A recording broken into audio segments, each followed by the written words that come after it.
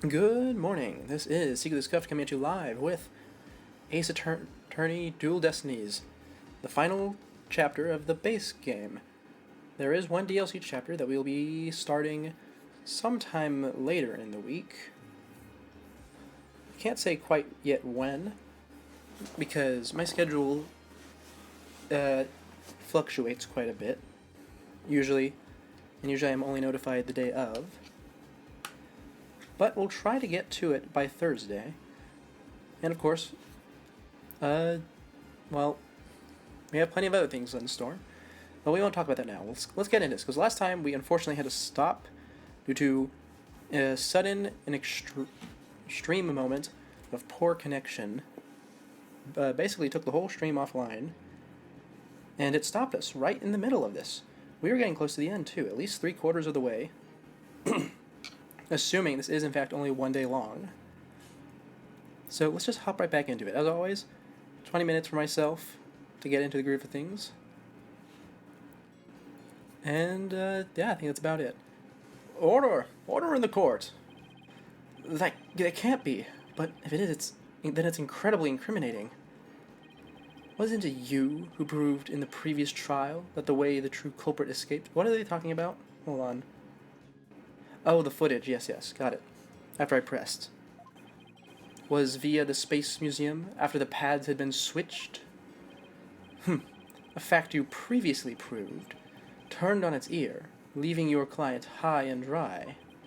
I must say, that is vintage Phoenix Wright.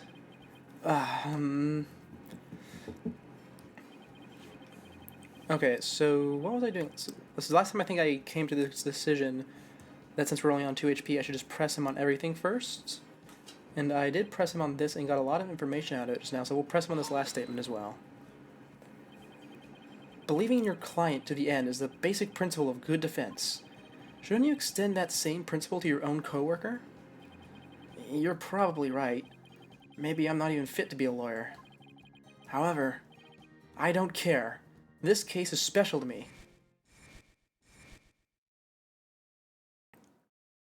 You know, I wonder... Oh, Clay was my friend. And that's why I have to know the truth. Alright. Now, before I read Phoenix's line, something that has come back to me just now is that Apollo said he distrusted Athena because his bracelet started reacting. And then he started wearing the eye patch so that he wouldn't, like, notice anything subconsciously. So why not, before presenting his potential evidence, would he not take the eye patch off and check Athena one more time, now that she has had most of her issues cleared up? Maybe he didn't know about that. I suppose he did just burst in through the door. Alright, well, I suppose they're in the heat of the moment. It's fine to overlook things. Apollo suspected his trusted co-worker of killing his friend. To dispel his doubts, he investigated on his own, but that only led to more doubts. Apollo must have been really struggling with this. Well, Apollo may have doubts, but... I'll say it again.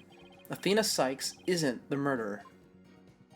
Then I have only one thing to say. Evidence is everything in court. Well, Mr. Wright, think you have concrete proof to knock down my arguments?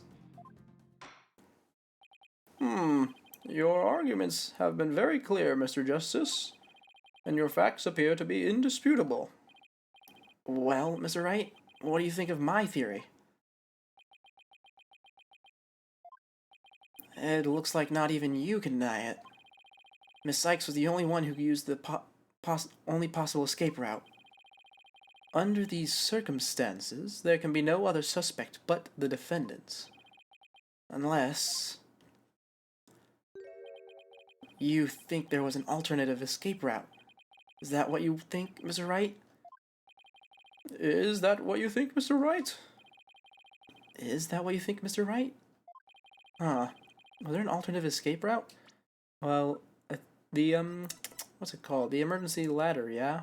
We learned about this? So, going back to our map, since we need to refresh from last time, who was where? Well, we know that... who was it? Yuri, Cosmos came into the boarding lounge and saw someone over the victim, and one of them, and also our client. Yeah, I think our client was there, Solomon Starbuck. So then he runs into the control. Yeah, he hits the switch to move the buildings. And then Arm comes in, shoots. He runs to the control room, loops back around to meet her. And where has our mystery man gone? Well, I suppose our mystery man. Wait, no. So I don't think Cosmos is lying. He's not going to take the stand again. Probably. I think we can say without a doubt that what he was saying was correct. Could the mystery person have gone... Where does this lead to? So the ladder leads to where? Tell me. Lowered to the ground. Oh, that's not what I thought it would be. The four-story descent on an emergency ladder does not lead into the building. There's no way back in. If that's the case, well, I still think someone could have looped around, right? Okay, so the culprit fled into the Space Museum, which is undamaged. The corridor moves with the building, and there's two sets of doors on it. Oh, I guess I could technically open the door from the inside and jump to the ladder. That'd be a risky play, but it's possible. And it would allow them to get back in through the fourth floor. But they don't need to get back in, they need to leave. Well, either way, I think that's a bit of a stretch, and it's probably not the right way, but I think there is, in fact, an alternative escape route. Yes, of course there must have been. Just don't ask me what. You're just bluffing again, aren't you? Me? Bluff? No way. He knows me too well. It's fine, Mr. Wright. Even a bluff would suit me just fine. Who is this talking? Is this Athena? As long as you can what? Oh, it's Apollo talking.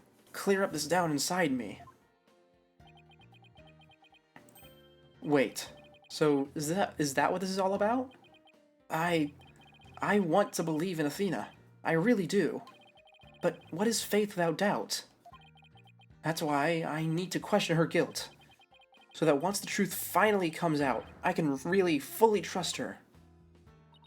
So that you can really trust me? It seems your junior partner has just showed us what trials are truly all about. I believe you're right. We prosecutors painstakingly question every detail in pursuit of the defendant, while we, the defense attorneys, believe in and defend our clients to the end. When both sides go all out against each other, that is when we discover the truth. Precisely. And when the battle is over, we will understand the true meaning of trust. That is exactly what trials are about. Wouldn't you agree? Yes. I couldn't ignore the seed of doubt that was growing inside me. So I decided I needed to face it head on. No matter what the truth is that's waiting ahead, I won't be afraid. That's so like Apollo. Always uber earnest about things like this. Mr. Justice, I vow to dispel every last bit of doubt in your heart. Good, because I want to believe in Miss Sykes again. You're really hoping there was an alternative route, aren't you, Apollo? If I use the process of elimination, there really aren't that many possibilities. Director Cosmos was at the southern exit, leaving only the control room and the corridor to the Space Museum. Which door could the culprit have escaped through? Come on, Mr. Wright, where do you think the culprit escaped to? Oh, this is the issue I had last time. So I think at this point, the game does not expect me to put together who the culprit is. This is sort of like Edgeworth being left-handed, where if you catch it, it will help you put things together, but if you don't, there's still supposed to be a way through, even if, like here, Phoenix is just sort of bluffing. So the obvious answer is the control room, but is this indicating that it's Yuri Cosmos, or that someone was chasing him? Because you can probably get out from the control room regardless of who you are. It wouldn't make sense to be trapped in there. And Cosmos came through here probably since the elevators are off. Well, no, someone wouldn't be able to chase him through there, I guess. Well, I mean, I guess you can go through because these are the elevators, so he would probably just go straight down here and loop around. Well, this all goes back to, does Yuri Cosmos have a scar in his hand? I remember someone did. I still don't remember who. Because I feel like it would be cheating if I went back and looked. So for now, we'll say the control room. There? I doubt anybody could have escaped that way. Okay, well, I guess that's wrong. Let's just skip through this dialogue. Okay, and here we are. Once again, in a position where we could lose. This would be a third game over if I do lose here. Yep, so I suppose it is the Space Museum corridor. This is my original theory, is that correct? Really? The crazy one with the ladder jumping? They really only could have escaped to the corridor to the Space Museum. All they had to do was use the unconscious Mr. Starbuck's prince to get through the door. It would appear that all you're trying to establish is Miss Sykes' guilt. If the culprit used that route, the only exit would have been boarding lounge 2. The logical conclusion of your argument is that the killer is none other than the defendant. I knew it. That's the only way it could be, huh? If the culprit escaped into the corridor that leads to the Space Museum, then I guess it's true. The only exit would have been into boarding lounge 2. But Miss Sykes was the only person captured by the boarding lounge 2 security camera. I investigated the crime scene thoroughly. But the only place the culprit could have escaped to is the Space Museum corridor. There weren't any other secret corridors or anything. So, that leaves us with no other conclusion to draw, but that Athena Sykes was the culprit. What could the answer be? Is there really no other escape route? But, hold on a second. What if...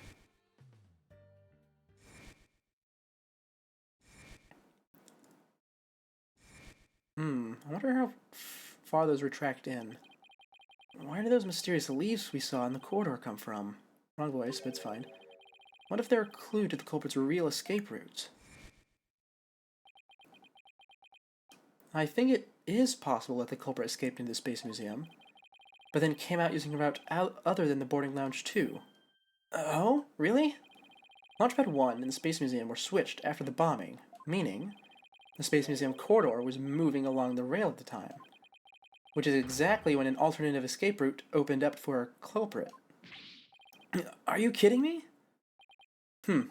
Judging by the intense look in your eyes, I take it you're serious. Very well then, Mr. Wright, do tell. Where could the culprit have gone from the museum corridor besides boarding lounge 2? Well, wouldn't they just go to the ground? I mean, this map doesn't really help. Okay, look, it retracts. It spins. There's no entrance over here, no entrance over here. So they just go to the ground, right? Well, we found something odd while investigating the museum corridor this afternoon. Namely, a few dead leaves on the floor. Considering where dead leaves come from, they point us to exactly where the culprit escaped to. Yes, I remember seeing some leaves there myself. Do you mean... Yep, while the Space Museum was in motion, just beyond the corridor's safety door was an alternative place that the culprit could have used to escape. In other words, the culprit's real escape route was... Oh, I suppose I can... The area outside the Space Center. You're freaking insane! Well, I suppose it's not terribly impossible, right? Do I have an actual picture of the building itself? No, I don't, but there's those big struts they could have dropped down to, if not the ladder, but it probably is the ladder. Do you know how impossible that would be? That corridor is level with the 3rd floor. Even if the culprit tried to leap to the outside wall of the Space Center building, they would fall to their death. Objection! Ordinarily, yes. But after the bombing incident, the culprit could make use of a certain item. And what was it exactly, Mr. Wright? Alright, this is what the culprit used to leap to the outside wall of the main building. It's the ladder, yeah? An emergency ladder. There's an emergency ladder in the 4th floor robotics lab, and it was used that day after the explosion to help evacuate people. Oh, this is a rope ladder. Oh, dang. They really use a rope ladder from 4 floors up as the primary escape method? Instead of stairs? Dang. That's crazy. Wait, that's not a rope ladder, it's a folding ladder. Why is it in a box? Oh, well, I guess it's kind of a rope ladder. It's a chain ladder. Oh well. Still really dangerous, though. Miss Blackwell herself used that ladder to escape down to ground level. Recall that the launch pads were switched after the ladder was lowered. The corridor would have passed by the ladder while the pads were being switched. And that's when the culprit literally sprang into action. And leapt onto the ladder. Oh, what? Who would have imagined something like that? That's insane. Order! Order in the court. Well, an alternative escape route seems to have emerged. Which means someone other than Miss Sykes could have been the culprit, right? Objection. Making things up on the fly in an attempt to sway the court again, are we, Mr. Wright? Your theory has so many holes it puts Swiss cheese to shame. Alright, then, name one. I have here detailed information about the Space Center. According to this, the distance between the museum corridor and the main building during the movement is a full 20 feet. I'm not sure how far that is exactly. Let me do some quick math. About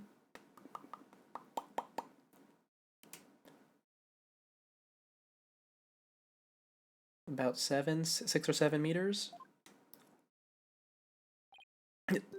20 feet? You're pulling my leg, right? Oh, wrong voice. In addition, the corridor is 3 floors from the ground, or roughly 50 feet. What's more, the culprit would be leaping to a precarious place, an unstable ladder. Human beings feel fear in dangerous situations. It's a basic survival instinct. An ordinary person would certainly hesitate before jumping. Or even freeze in fear, not jump at all. Well, that's an easy one to get around. First of all, we're dealing with a spy here, so presumably the fear of suicide is not... It's like something that they've most likely been trained to overcome, at least in theory. And secondly, the culprit, according to this evidence here presented by Blackquill, does not feel emotions like other people, which technically should not include fear, since that's a different thing than emotion. It's a fight or flight thing, but that's the logic we're going to go with, I assume. Objection! But the culprit had just murdered someone.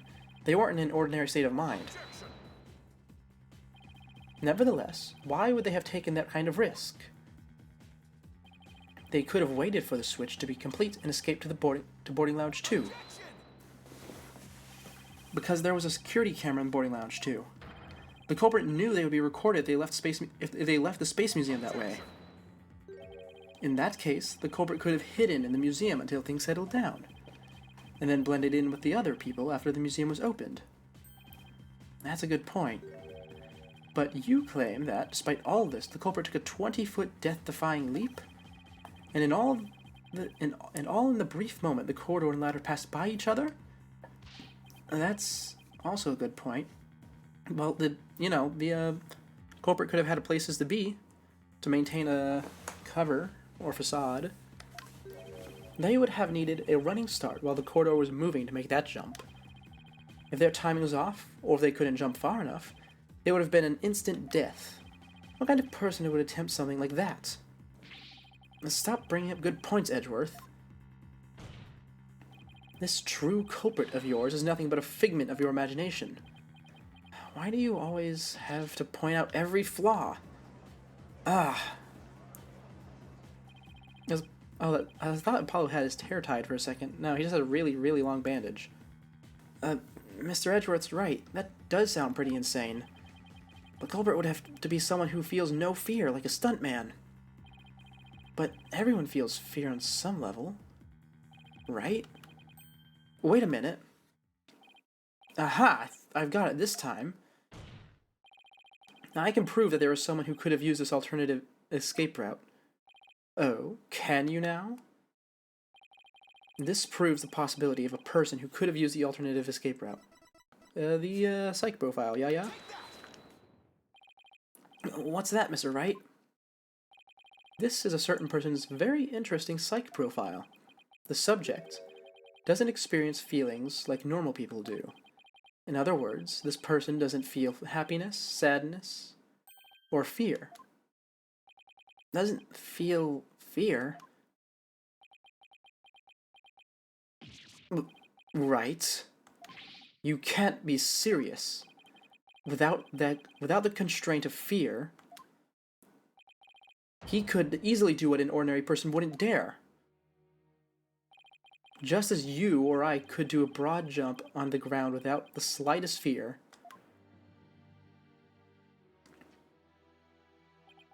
this subject could make a 20-foot leap 50 feet up in the air. He could choose this extreme way of escaping without hesitation.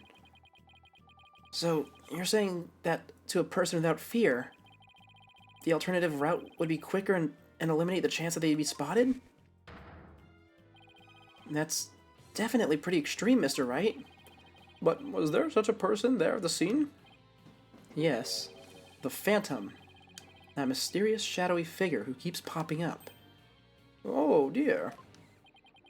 The Phantom. Again? I knew the Phantom was there behind the scenes of the Space Center bombing, but I wasn't sure if he was connected to the murder of Clay Terran as well. However, now it's all clear. The Phantom is the one who not only bombed the Space Center, but also killed Mr. Terran. What? What? Alright, about to get another order moment. Oh, this one's going on for a while. Order of the court. Order, I say. Mr. Wright, please, continue. There was just too many similarities between this case and the one from 7 years ago. But why, you may ask? It could only because both incidents were the work of the same Phantom. So then, this Phantom is the one who killed Clay? But who is he? Oh, you know, I just realized something really strange about this whole trial. So, we are assuming, because the modus operandi is the same in this case as it was in the prior, that the culprit is the same, which is the exact same thing that we disproved in the previous trial, because it doesn't make sense to repeat your MO. It just paints you as the more likely target. And unless you have some alternate persona, like, who was it? Mask to Mask from the third game? It doesn't really make sense, because you're just painting a big target on yourself. So, why would they do this? I suppose... No, that doesn't make sense. Why would they do it? They put the whole place on high alert with the phone call. Maybe it's to create an alibi for themselves. Because we already know that there's someone involved in either the space program or the security detail, because our two suspects are Solomon and Bobby, and technically Cosmo, Yuri as well, but I'm not sure about him. You know, do I have a photo of Yuri? I think I do in my evidence. Don't I? Or I did earlier, at least. There, I should have one in here. Oh, okay, he wears gloves. So it could be Yuri, because he wears gloves. we can't see Solomon's hands, and you know, or I can't see the hand that's important. Wait, it said left hand, right? Oh, well, this was before the incident anyway, so it wouldn't matter if I can see their hands here or not, because this is before the person got stabbed. Yeah, okay, well, just ignore me continuing to tear myself apart over forgetting who had the scar. This phantom has been haunting this case, pulling the strings in the background.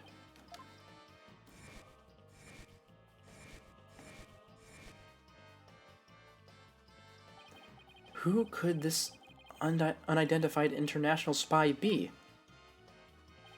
Right. This escape route must have been a part of the Phantom's plan from the start, as was tricking Director Cosmos into switching the launch pads. The bomb on the second floor was meant to make the elevators and stairs unusable. That's why he gave an advance warning and planted the bomb where he did. Yes, I think you're right. But it doesn't explain this one last thing. So, I lowered my emergency ladder like the detective leading the evacuation told me to. But it was such a pain. Why couldn't they have used the ladders in the other rooms? Oh, okay, I think it might be Bobby. You know, so I've been suspecting him for a while now. I've said that many times. And obviously, I don't think we're going to retrial old Starbuck here. Although that, because, you know, he's wearing gloves, but his, well, well, he is wearing gloves. Like, so I guess two of these people are wearing gloves. Wait, there's two of these people are wearing gloves, and only Bobby could have been it, unless Solomon's took his gloves off. So yeah, I do think it's Bobby at this point. We'll see. The robotics room wasn't the only room with an emergency ladder, but he couldn't have made that leap unless he was certain which one it would be. So you mean the Phantom must be someone who knew the particular ladder that particular ladder was going to be used? That's right. Who would it be? Wait a minute. So, I lowered my emergency ladder, like the detective leading the investigation said. Or told me to, rather. Slow text, hard to keep pace. Miss Blackwell lowered the ladder, after being told to by the detective leading the evacuation. Ah! You've got to be kidding me. Did you figure it out, right? Do you know who the Phantom is? Yes, I do. Who is it? Who killed Clay? Our mystery spy, known as the Phantom.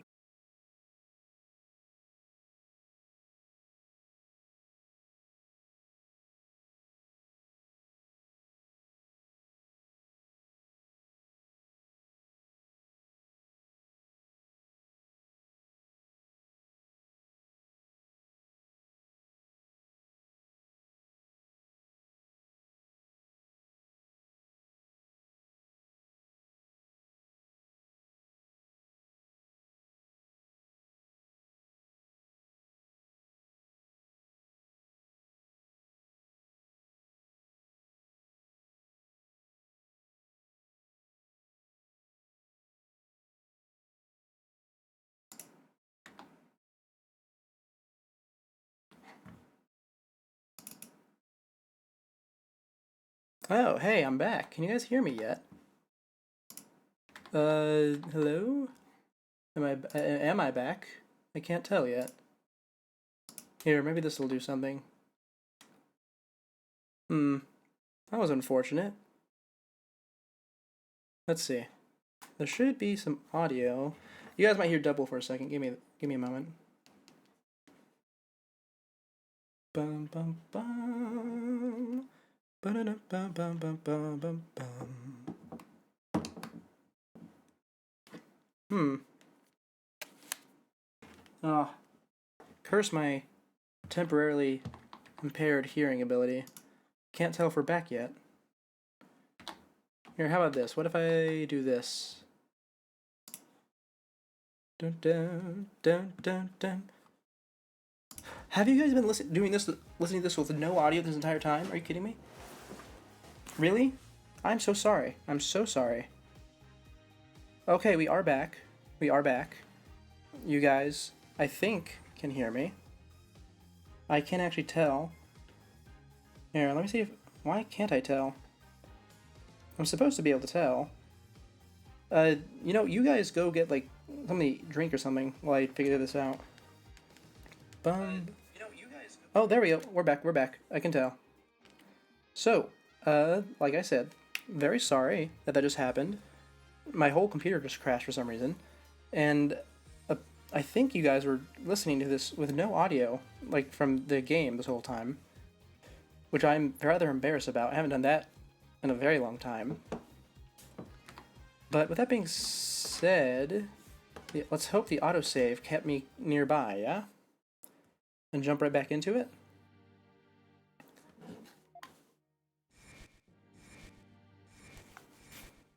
Ah, here we are.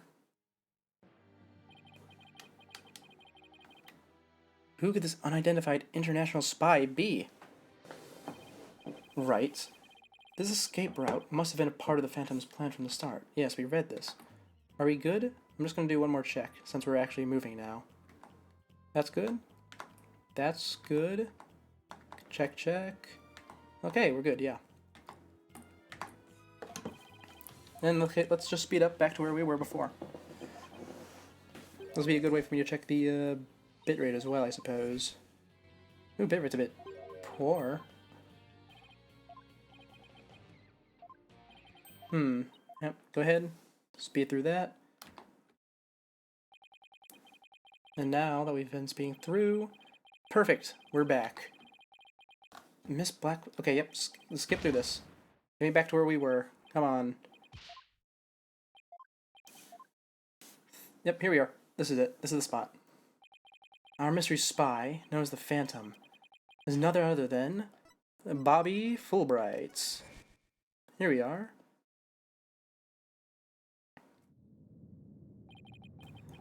After the explosions, a member of the staff crossed paths with a certain detective. I was on duty on the 4th floor. It was quite the madhouse, I tell you. Oh, this is Phoenix quoting Bobby. As for the detective who was leading the evacuation from the 4th floor, he had a very specific objective in mind. So I lowered my emergency ladder, like the detective leading the evacuation told me. How many times are we going to have to read that line? His objective was to secure his own escape route.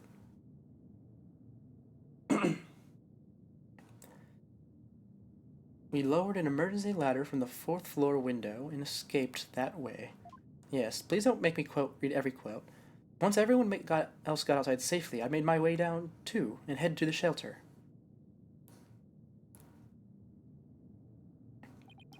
This is a detective you all know. He's even the lead detective on the current case. Oh, is this how we get Gumshoe back, by the way? In the next game? I assume Gumshoe comes back. I hope he does.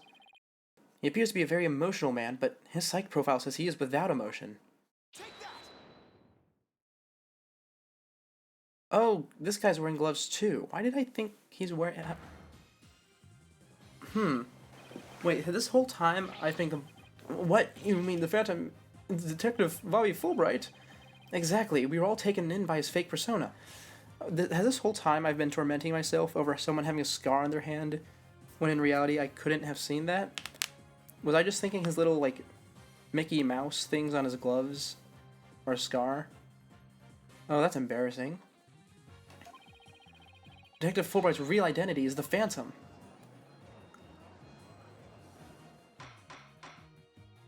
Order! Order in the court! Mr. Wright, how could this be? That's easy, Your Honor. Detective Fulbright was leading the 4th floor evacuation effort. Our first clue is that he made no attempt to have any other ladder put to use. The ladder in the robotics lab is the only one he ordered to be lowered. The second is that he directed everybody to the basement shelter via this ladder. Verily, it was all part of his plan to create an escape route. After Detective Fulbright saw to it that the ladder was lowered from the robotics lab, he went to the lounge where he killed Clay Terran and escaped into the Space Museum. The museum started moving slowly, so he waited for the right time, got a running start, and just as the corridor was passing the ladder, he leapt onto it. I don't believe it. That addle-padded detective did all that? Was it really him? I mean, all this time I thought... Sorry, we didn't catch your name. My name? I'm Bobby Fulbright, the heroic detective who defends our good citizens from evil. The champion of justice who comes running whenever you're in need. And my catchphrase? It's in justice we trust. Then his concern for Simon was also all just one big act? I swore to reform Prosecutor Blackquill and make him a valued member of society again. So I can't just sit by and watch him give in to his emotions and tear the defendant apart. That monster killed Clay? He had me completely fooled. Come to think of it, he's the one who brought the bloodstained lighter to court too. That scumbag even made me turn on Athena. Damn it! How the hell did I fall for all that? For him to have wormed his way into the police department as well. Your Honor, the defense demands to question Detective Bobby Fulbright. Yes, I agree that we need to hear from him right away. The court will take a short recess, and then Detective Fulbright will take to the stand. Alright. Well, this would have been a much better place for us to, have those connection errors yesterday. But I suppose there's no use dwelling on that. Let's move on. Thank you so much, Mr. Wright. If it wasn't for everything you did, I... Don't thank me yet. We still have an uphill battle to fight. You've got it, boss.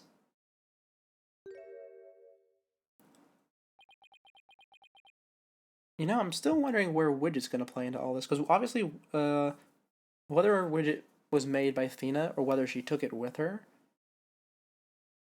is not especially important, but the fact is that she does have it, and it is much like the robots at the Space Center, a robot capable of understanding emotion.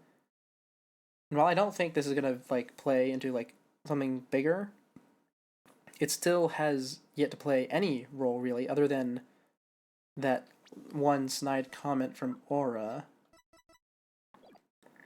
So I'm thinking at this point it's probably going to be...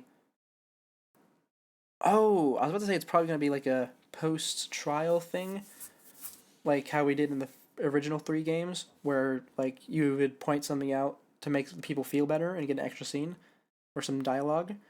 But I just realized Bobby's going to take the stand, and then Widget is going to try and read him, and that's what's going to be. Okay, let's go over what we have. Let's see if we can get an accurate play-by-play of what's about to happen before it even happens. We're going to accuse Bobby. Now, obviously there's no fingerprints because he wears gloves. That's fine. We have an escape route plan, so the maps are rather irrelevant at this point. Yes. The Hope Capsule is also... Well, it's not irrelevant, but this is his target, so we're probably going to present that at some point. And here... I don't think... Yeah, the moon rock is in here. So that's what we need this to show that he's still in the moon... That the moon rock was his previous target. We use this alongside the bomb to prove that he did in fact steal the moon rock, because here's the fragment of it in the debris. And obviously, the earring's made of moon rock, and assuming it's not... Well, I suppose it is probably contaminated, but it doesn't matter if it's contaminated or not, if we just need the composition. This is going to be used with Widget to prove that he doesn't have emotion. And I think that's just about it. Right? Yep, that's it. Okay. I think I'm confident going into this. Built my whole case already. Right? But what? Something seems off. Oh, we're not... yeah, I remember now. We're not going to get a breakdown scene with him. He's just sort of gonna probably go stone-faced. Maybe pop a pill and die. I mean, that wouldn't be the first time it's happened. No, I don't think Bobby's gonna die. Feels like it'd be a. I would definitely respect the writers if they did that, but I don't think this game has that sort of vibe established at this point. They got away with that in the third game because third game, it was really something else. Fantastic in many ways, but something else entirely from this. Apollo! Ah, well, this is awkward. Athena, can you do me a favor? Huh? What is it? Is he gonna ask her to punch him or something? Could you punch me, please? I knew it. Yeah, as always. What? Why would I do that? Because I should have believed in you. I let the seed of doubt inside me get the best of me. I'm really sorry that I didn't trust. Ah! Oh, did she punch him? Don't be such a dope. I was really touched by what you did. Huh? Now, what are you talking about? I want to believe in Athena. I really do. But what is faith without doubt? That's why I need to question her guilt, so that once the truth finally comes out, I can really fully trust her. You took the time and effort to genuinely think about who I am and what I'm made of. After all that, how could I punch a true friend like you, Apollo? You didn't have any trouble slapping him a second ago. Thanks, Athena. And thanks for waking me up to reality again. Guess I know now who to call if I ever get sleepy in court. It looks like you have some promising young people working under you. I knew it was Edgeworth. Edgeworth. Yeah, I think they're pretty great myself. They're not afraid to keep me in line. Anyway, I have some very good news. Aura Blackquill has surrendered and the hostages have been set free. Trucy and all the others? Oh, thank goodness. Miss Blackquill said she had something she really needed to do, so I granted her special permission to do what she must. I wonder what it is. I assume she's gonna do something with Widget, maybe? Miss Blackquill. I didn't come to apologize, if that's what you're thinking. My actions are what allowed the truth of what happened 7 years ago to come to light. But I did come because I had something to say to all of you. Miss Aura, she'd better not be here to complain about something. Oh, is she gonna say thank you? Miss Blackquill, I want to apologize to you. The fact that you couldn't trust the court system is our fault. Ha! Yes, that's true. The courts are filled with incompetent idiots. Still, I suppose I could let you handle the rest of this case for me.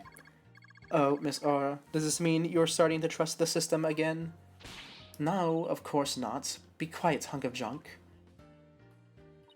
It's just, I wouldn't mind if you were the ones who took Metis' killer down. Leave it to us, we'll get him. So I guess that means she's starting to trust us at least. Aura. Simon, I'm so glad both you and the princess were cleared of all suspicion. And it's all thanks to me and my robots. You better be grateful. I never imagined you would go that far. Though you were always extreme. But I don't recall ever requesting your help. As closed as ever, I see. Well, now that you've been released, I guess it's my turn to go live in the Slammer. I just hope you're not the prosecutor for my trial. You'd probably give me the death penalty. You know me all too well. I guess love can take on a variety of expressions, including stunted in their case. But I truly was about to be executed tomorrow. Though, because of you, it looks like I won't be crossing the Styx just yet. You have my heartfelt thanks, Aura. I'm sorry I caused you so much anguish. Simon,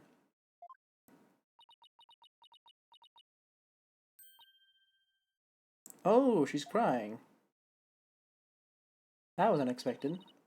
I'm so glad, Simon. So very glad to hear you say that. Is he gonna cry? Or, Alright, that's enough of that. Bailiff, take me to the detention center. Alright, suppose we aren't getting interaction with Widget with her. That's fine.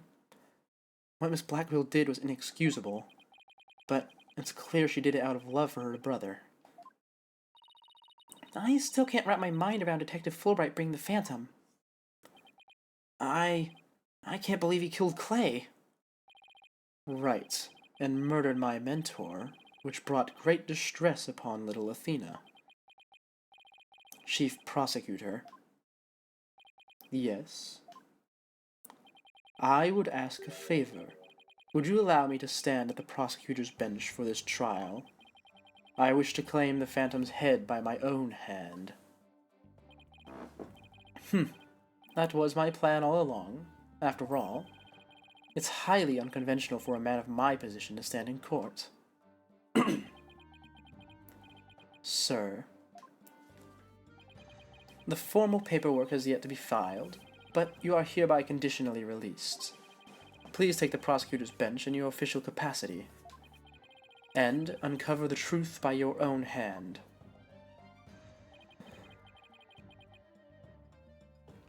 I'm much obliged. Oh, are they actually going to come off proper this time? The day to part with these has come at last. Chief Prosecutor, could you?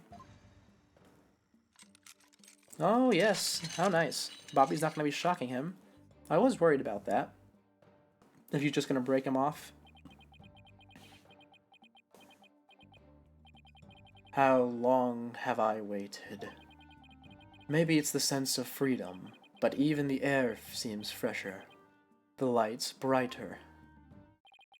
And I will relish slashing that blackguard Fulbright to shreds without mercy. Am I going to be defending Fulbright? I hope not. I don't have to be able to read his heart to see how happy he is. I'm so glad, but I won't cry just yet. Not yet, no. After all, we still got a trial to finish. It's okay to cry, Athena, I promise. Prosecutor Blackquill. Mr. Wright, please avenge Clay's death for me. What are you talking about, Apollo? You're coming to the defense's bench with me. I am? Well, I can't expect Athena to assist me now, can I? She's the defendant. That leaves you, Apollo. But are you sure you want me? I took a leave of absence and everything. Well, our office is pretty short-handed, and you're all I've got. Thank you, Mr. Wright. I wonder what they said in the original Japanese instead of leave of absence, because leave of absence is not inherently a bad thing. It's a rather normal phrase, I would think. And it's not associated with, like, quitting, usually, unless it's, you know... Well, no, even in the worst cases, it's not associated with intentional quitting. Or not intentional quitting, but the intention of quitting. Huh. Well, I don't actually know what word it would be. So we'll move on. Apollo. Athena, I can say it with all my heart now. I believe in your complete innocence. And now we're going to prove it to the world. Thank you, Apollo. I know you can do it. I thought he was going to say I'm fine. But I suppose this works too. You won't be needing that eye patch anymore, right? Right. Because I'm fine now. Oh, there's the I'm fine. Good. Oh, and Blackwill is not going to be harassing us with a bird anymore, so we actually are going to have a moment where we can use his power. Well, let's go ahead and call it early. I think it's going to be the back of the hand again, like it was with Gavin. Because, you know, the scar. Now, this is the Apollo I know. Welcome back, Apollo. It's almost time for the trial to restart, though it looks like you have things well in hand. Yep. I should head back to the prosecutor's office. But why? I want to look into a few things, namely, the first people on the scene 7 years ago, the facial data registered by the robots, and Detective Fulbright's background. Sounds great, Edgeworth, thanks. I expect to be repaid with a victory right. Now, if you'll excuse me. Okay, you two all set to go? You bet I am. Let's do this. Alright, here we go. Final stretch of trial. This is it. The final battle. The murder of Apollo's friend. The courtroom bombing incident. Bum, bum, bum. In the case that ushered in the dark age of the law, 7 years ago. Destiny has called us to bring the one responsible for it all to justice today. Alright.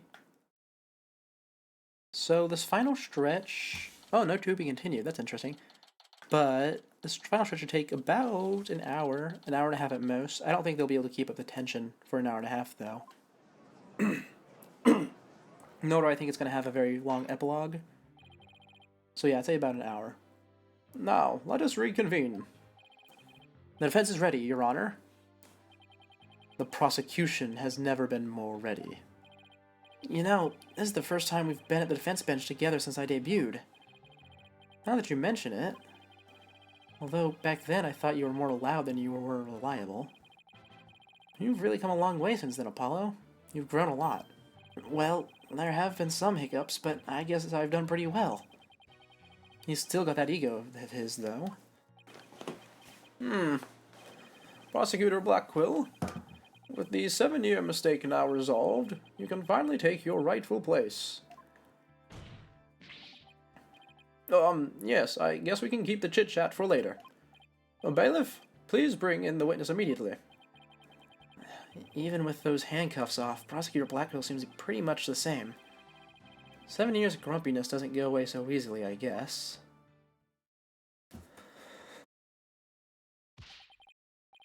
Ha! Bobby Fulbright here. I heard I was needed on the stand, so here I am. Detective Fulbright, do you know why you have been called to give testimony? Yep, because there was only one reason why I'd be called. And that is because it's time for justice. In justice we trust. Objection! You can't fool us with that act anymore. Your justice is nothing but lies. What? Are you questioning the integrity of my sense of justice? That's it. Right there. You see his glove? That's why I thought he had a scar. In fact, I'm pretty sure that probably is a scar. Because that it vaguely does resemble the little anger symbol that's used a lot in anime-style drawings. But not only is it sort of vague, only vaguely resemble it, it doesn't resemble veins much either, which is what the original intention was, to my knowledge. So that probably is just wait, right hand, left hand? Well, no, I guess that is just an anger mark, because it's his left hand where the scar is, isn't it? I think so. Wait, no, it was this hand. Yeah, right hand, it got stabbed. Yeah, so that probably is a scar. See, I'm not that crazy. What? Are you questioning the integrity of my sense of justice? Anyway, Phoenix is taking this the completely wrong way. You can't just outright say it. I mean, sure, sometimes I make mistakes, but hey. He's acting exactly the same as always. Tell me about it. He must be feeling awfully confident. Fulbright, if you wish to dispel our suspicions, then let's get to your testimony. Alright, fine. You want me to prove my righteousness? I can certainly do that.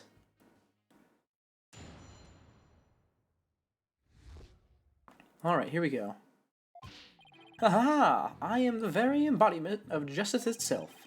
I won't have you make me into a villain with your far-fetched arguments. And this bit about the escape route is only a theory. You don't have any proof. What you do have is proof that Athena Sykes is the culprit. This lighter with her prints on it. So you're saying the suspicions against you are completely false? And that the defendant is the real culprit? That's right. Mr. Lawyer's escape route is totally circumstantial. He doesn't have any proof that I made a big leap onto a ladder. We don't have proof. You are correct about that. However, you don't have any proof for your claim either. I guess you're right. But you can't define justice with evidence. Who can define it anyway? Justice. Just is. Don't make me break out a dictionary on you. Please, don't throw the book at me. Tell me the Phantom didn't just make me set up a stupid pun for him. Let's just try not to lose our focus, alright? But my justice is crystal clear. What's not clear are your eyes. Wake up and smell the justice.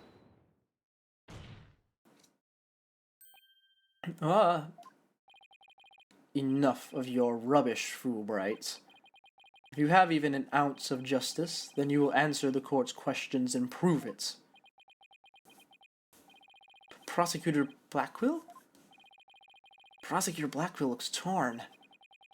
Well, Fulbright was his partner after all.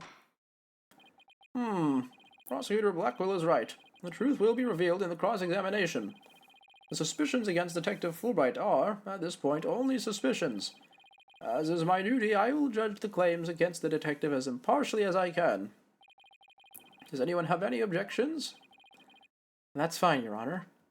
Ha ha ha! Now, ask away and don't hold back. Well, there don't appear to be any objections. Very well, Mr. Wright, please begin your cross-examination.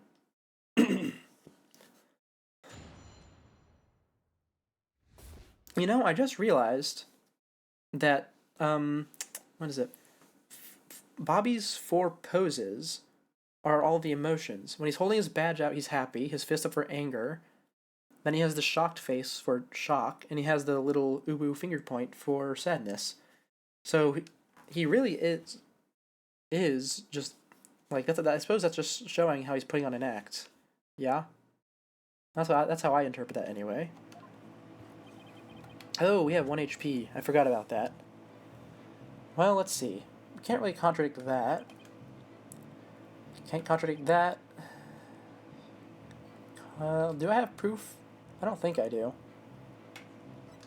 Not that, not that, not that. Well, I mean, this was found by him, so I could probably press this on the last push this on the last statement.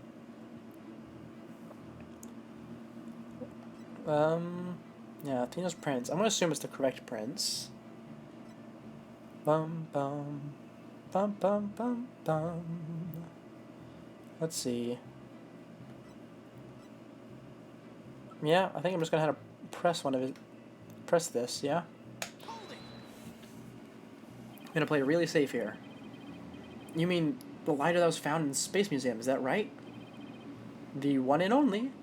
After Miss Sykes murdered Mr. Terran, she escaped into the Space Museum. That's when she probably dropped the lighter. Then, after the launch pads were switched, she ran out of the Space Museum, where her image was caught by the security camera. Without evidence, I should probably save this fight for another time. It looks like he's sticking with Athena as the culprit. And it doesn't help that he has the evidence. Let's press him on everything until he cracks. Yeah, that was the angle I was looking at, going towards. So I might as well start from the front, even though I'm not going to get anything. The embodiment of justice? Those are just empty words. But they say if you keep saying something, it can eventually become true. Isn't that how people make their dreams come true too? By wishing over and over? Alright, alright. Let's just move on. I won't have... Oh, yep, I already read that. My arguments are hardly far-fetched. There's careful reasoning behind my theory. Yes, well, apparently there's reasoning behind even a tofu burger. But what have we against Miss Sykes, though, is not just reasoning, but solid evidence. And it's called the lighter, with Miss Sykes' fingerprints on it and the victim's blood. Yes, that's true, but wait, Detective Fulbright was the one who brought that evidence to the trial. If you harbor any suspicion, I suggest you ask Fulbright, right, Dono? Especially about that lighter. He's right, but what exactly should I ask him about? I should ask him about the position of prints, right? So I can determine whether it was the correct hand? Please tell the court about the position of the prints on the lighter. They're around the same spot on either side, as they would be if she were holding it up. I suppose if it was used to light the room, it would be held that way. Could you please add that statement to your testimony? The prints were placed just the way they would be if someone were holding it lit.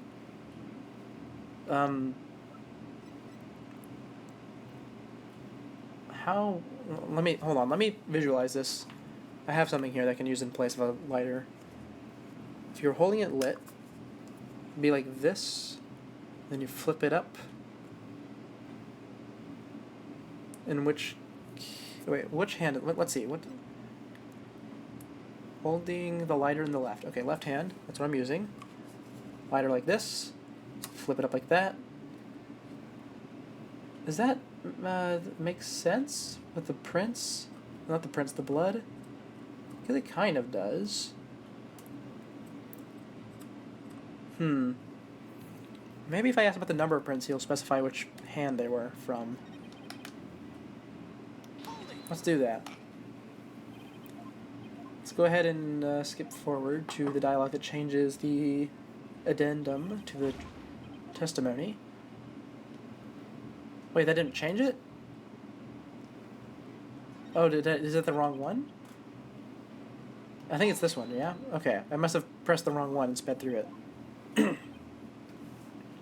Oh, I can ask about this as well? Oh, this is completely so new. Man, I'm skipping through so much that's new. Hold it. Oh, that's right. Then please tell us more about the circumstances of surrounding the latter.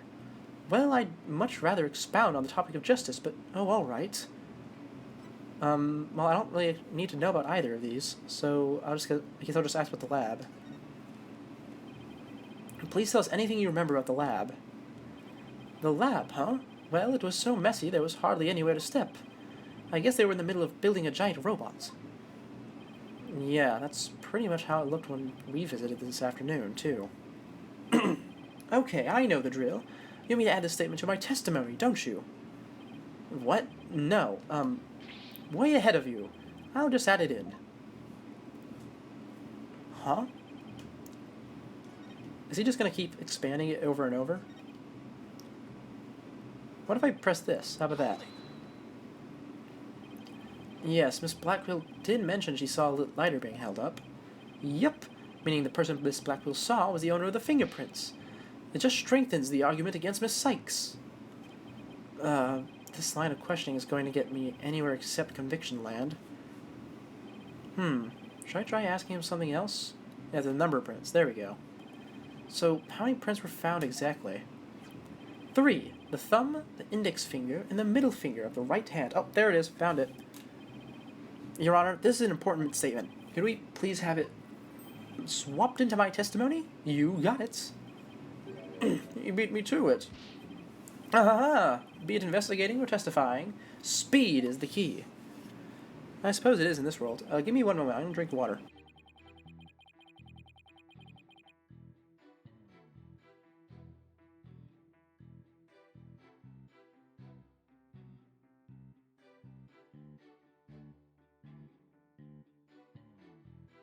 Okay, I'm back. Here we go. And now we press with the lighter. Or not the lighter, the statement from Aura. You say the prints were from a right hand, is that correct? That's right. Very clear prints. But that just doesn't add up. Huh? What doesn't add up? According to Miss Blackwell, who saw the culprit herself, this person held the lighter in their left hand. Oh? So here's the dilemma before us. Why are the prints on the ladder from a right hand instead of a left? Well, I'm not sure. You're right. It doesn't make sense, does it? Your Honor, This lighter can hardly be called incriminating evidence. The witness's claims don't even hold water. Detective Fulbright, I hope you have a good explanation for this.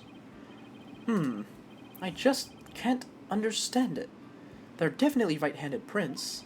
But then, why are they inconsistent with Miss Blackwell's statement? I've got it. What have you got, Detective? The mirror. The witness must have seen a reflection of the culprit in the mirror. Go on. Miss Blackwell was looking in through a window of boarding lounge 1, wasn't she? I believe so. If you mean the little window in the back and to the right of the room. That's right. And across the room on the opposite wall... Oh man, I really can't clear my throat for some reason. Is a large mirror. I do remember seeing it. So are you saying... Yes, the culprit Miss Blackwell saw must have been a reflection of that person in the mirror. I see. In that case, right and left would appear reversed, wouldn't they? Ha ha ha, now do you see? That's the logic of pure justice. But your argument is only conjecture. You don't have any proof that what Miss Blackwell saw was a reflection. Right, Dono. You'd sooner nick yourself than him like that. Put some more muscle into it. Huh? Ha ha ha, that's right. Besides, the lighter couldn't have been in the left hand. And why not? Miss Blackwell said she saw an earth emblem on the lighter, didn't she? That emblem is only on one side of the lighter. You're right. There's no emblem on the other side. Exactly. As blank and smooth as the judge's fine scalp. If the culprit had held the lighter in their left hand, they would have covered the emblem. Uh-oh. What's more, this is the kind of lighter you flick open with your thumb before lighting. So if the culprit held it in their left hand with the emblem out and visible, they wouldn't have been able to open it, let alone light it. But if they had held it in their right hand, they could easily open it and light it. This all means that the culprit was definitely holding the lighter in their right hand. No! Come back, my beautiful contradiction. Again. It appears you've planted a flower that bears no fruit. Ha ha ha! See how it withers before my flower of justice? He's tough. He's managed to discredit almost everything I've proven to up this point. In justice we trust. Now do you see? I'm not this phantom you've been talking about. I mean, are you sure there really is a spy? I bet they're just a figment of your imagination. Oh, it's so sad. So very sad, but I'm afraid Miss Sykes is the culprit. Oh, there's another sad emote. I guess maybe everyone has one for every emotion. That would make more sense than my little theory from earlier, or note from earlier. Detective Fulbright, I believe you said that the emblem is only on one side of the lighter. Are you sure about that? Of course I'm sure. Why don't you take a look for yourself and see? You do see an earth emblem on both... Do you see an earth emblem on both sides of the lighter? Oh, did he pry it off? I knew it. You're lying, detective. Pardon me? You mean... Yes, my bracelet reacted to his statement about the emblem. He's definitely hiding something big. I think if we use my talent, we might be able to figure it out. Justice Dono, are you to use that cheat of yours again? It's not cheating, Prosecutor Blackwell. Very well. Whether I like it or not, I suppose we should use whatever works right now. Go on, then. We have Prosecutor Blackwell's reluctant blessing, apparently. Okay, Apollo, you're up. Here goes, then. Detective Fulbright, could you repeat that last statement one more time? What in the world are you up to? Alright, fine. I'll say it as many times as you like. Listen carefully. The Earth emblem is only on the side that you can see when held in the right hand. Can I see his hands right now? I can't. I'm going to start with right here. Because I feel like he's going to have something here. If not here, I'll check his other hand, and then I'll check his face. Bum, bum, bum. Okay, not here. Let's check his other hand. No, that's stiff as well. Let's go up to his face.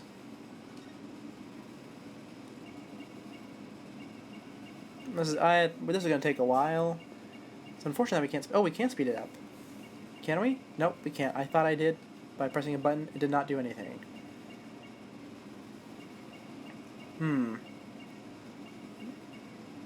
Oh, you know, I just realized clothing is able to portray tails in this game. I remember that now. They did that in the previous game too, with this, like the armpit sweat. Hold on, am I able to zoom out and get a better look at him, or at least move a bit quicker? I'd like to be able to do so. Yeah. Okay. So he's standing like so, and I need to find a change that or movement that occurs whilst he is doing this last statement. I'm not seeing anything. Let's see. Yep. Nope, wrong button.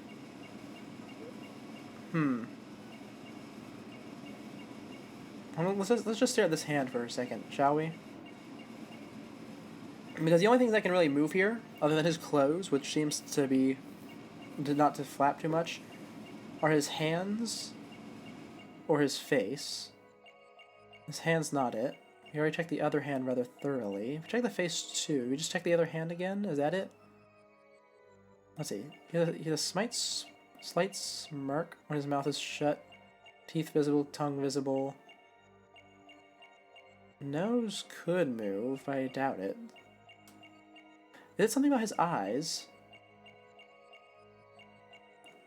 Let's see. Does he blink during this? He does. His eyes seem normal. So do his ears. Wait, did his eyebrows change just now? No, I don't think so. It's the same as they were before. It's probably not the glasses, unless the glasses are hiding something. Which they most certainly could be. I don't think his hair is going to do anything. Let's just take a look at his face one more time before we go back to the hands. No, that looks normal. Oh, you know, I don't take damage during this in this game, so I suppose I could just check the hand anyway. Right? Is his hand clipping through his suit there? It is. Huh. Okay, well, let's just sit here for a moment while we wait for it to get to this last bit of dialogue. And then we'll press, and hopefully this will be it, and then we can move on from this section, because I hate it. Oh, was that it? Oh! Was that it? Aha! I spy a nervous tick. A tick? Maybe I should squash it then. That's not the kind of tick I had in mind. Could you please repeat your statement? I'll say it as many times as you like. Listen carefully. Okay, that's not it. What is it? I suppose we could just check the next hand, but it wasn't moving either. I suppose he could be doing shoulder movements. Right? I think so. Oh man, I wish we could just zoom out during this. These really are the worst bit. Well, you know, I complain about Apollo's bits and Athena's bits, because I don't like either of them. Should we just do his face real quick? Yeah, we might as well. Okay, that's not it either. I'm just making sure. Obviously, there could be something small that I didn't notice. But, what is it? Let's see. The hair probably doesn't move. We didn't notice that. Ears don't move. Nose don't move. Eyebrows don't move. Eyes don't move, really. Well, maybe they move out of sync. That could be it. Okay, let's do here, because I can see the eyes and the mouth at the same time. No, they're moving in sync. And there's nothing strange with his mouth either. Does his throat move the same way the whole time? It does seem that way. Nothing happens with the tie or collar. I don't think the oh, well, we wouldn't see the oh, well, actually, I guess we're not in the last segment yet, so it doesn't matter if the tie or collar is not moving right now. What matters is if it's moving at the end. It's not moving. What could it be? Wait, let me just... Nope, I did not mean to do that. Sorry. Oops. Oh, wait, can I just pause it and then keep moving around? Am I able to do that? Because I know which statement I'm looking for. I'm just looking for the difference, right? Have I been able to do that the whole time? Oh, if so, that's incredibly upsetting and embarrassing. The buttons probably don't move. That would be sort of weird. Yeah, if we just wait till the last segment and then we'll see if I can pause and then move. Because if that's the case, that's something I wish I knew sooner. Boom. Oh, I can. Okay, well that's really nice. I move around a lot faster, too. Maybe I'm supposed to be doing it this way the whole time. I don't think that would have made me appreciate these sections any more, though, because the issue in the previous game for me was that it made me a bit motion sick, looking at the background. I suspect many people did, which is why they changed the background in this game. Anyway, this hand's fine. This hand is fine. Just trace up the arm. Nothing in the armpits. Nothing about the way he's talking. And he just seems to be looping his speech, or his mouth movements. Neither of his eyes. Huh. We're gonna be here for a while, in case you haven't figured that out yet. It's the world's most annoying game, Spot the Difference.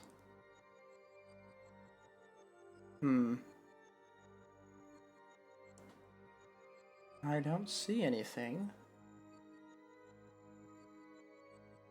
I wonder if it would have been more obvious if I was playing on a touchscreen. Probably not. And I will say, I know people usually don't like spoilers, but if anyone would like to just tell me where to look, I would not mind that, because I really... Or at least I wouldn't mind a hint, at the very least. No, this is supposed to be difficult, because it's probably the last instance of this in the entire game. Potentially in the series, if we don't get to play as Apollo in the next game. Oh no, we probably do this one more time in the DLC chapter.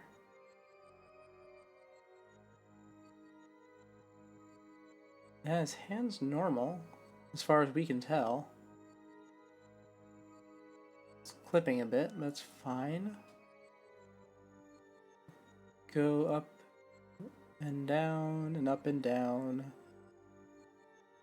Searching for an inconsistency. Something less than perfect, less than symmetrical.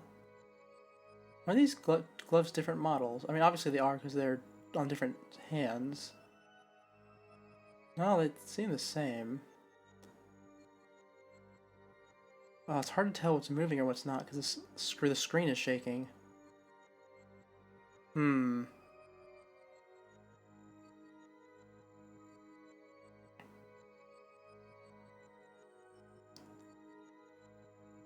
Okay, hold on. Maybe this is the wrong statement. It could be that, you know? I could be getting caught up on the when held in right hand bit of this, whenever I should probably be looking at the only on the side part of the statement. Is that right? Probably. Yeah, I'm willing to bet that's it. So let's see. Is there anything obviously different about his face? No, it seems the same. And if his eyebrows are different, I have not noticed. Suit's not moving at all. Let's go down and check the hands. This one's fine. Again. Other side. Fine, again. Get up the elbow. Up to the shoulder. Let's check to see if his eyebrows do change. Because I feel like that might be it.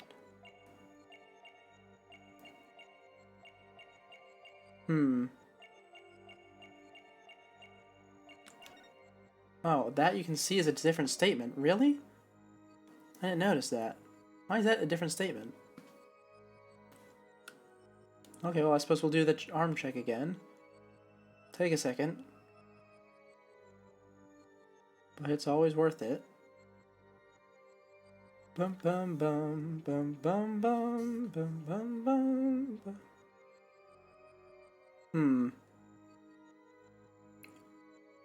As a side note, it's nice to be in good enough health that I can hum again. Maybe my ability to sing will come back soon, too. No, I'm not saying anything about this statement either. But it is odd that it's its own statement. Okay, well, the statement, we have 4 statements to work with. The Earth emblem is only on the side that you can see, and when held in the right hand. It's not going to be the Earth emblem. And it's probably not... That you can... It's probably not that you can see. What is it? I'll let you know, if we get to, like, 1:30 on the stream before I figure it out, I'm probably just going to look up a guide. These are, unfortunately, the sections of the game that most commonly, or rather think the only section of the games that ever made me check guides in the past. Why don't we just run through a few times on his face? Blink once. Oh, maybe he doesn't blink during the section that it is. He blinks here. Blinks there. Nope, he blinks in every section. Huh. Alright. What is his tick? Because my first thought, obviously, was to go to the hand that got stabbed. Not only because we have a precedent of, like, hand twitching and old injuries being tells, but... And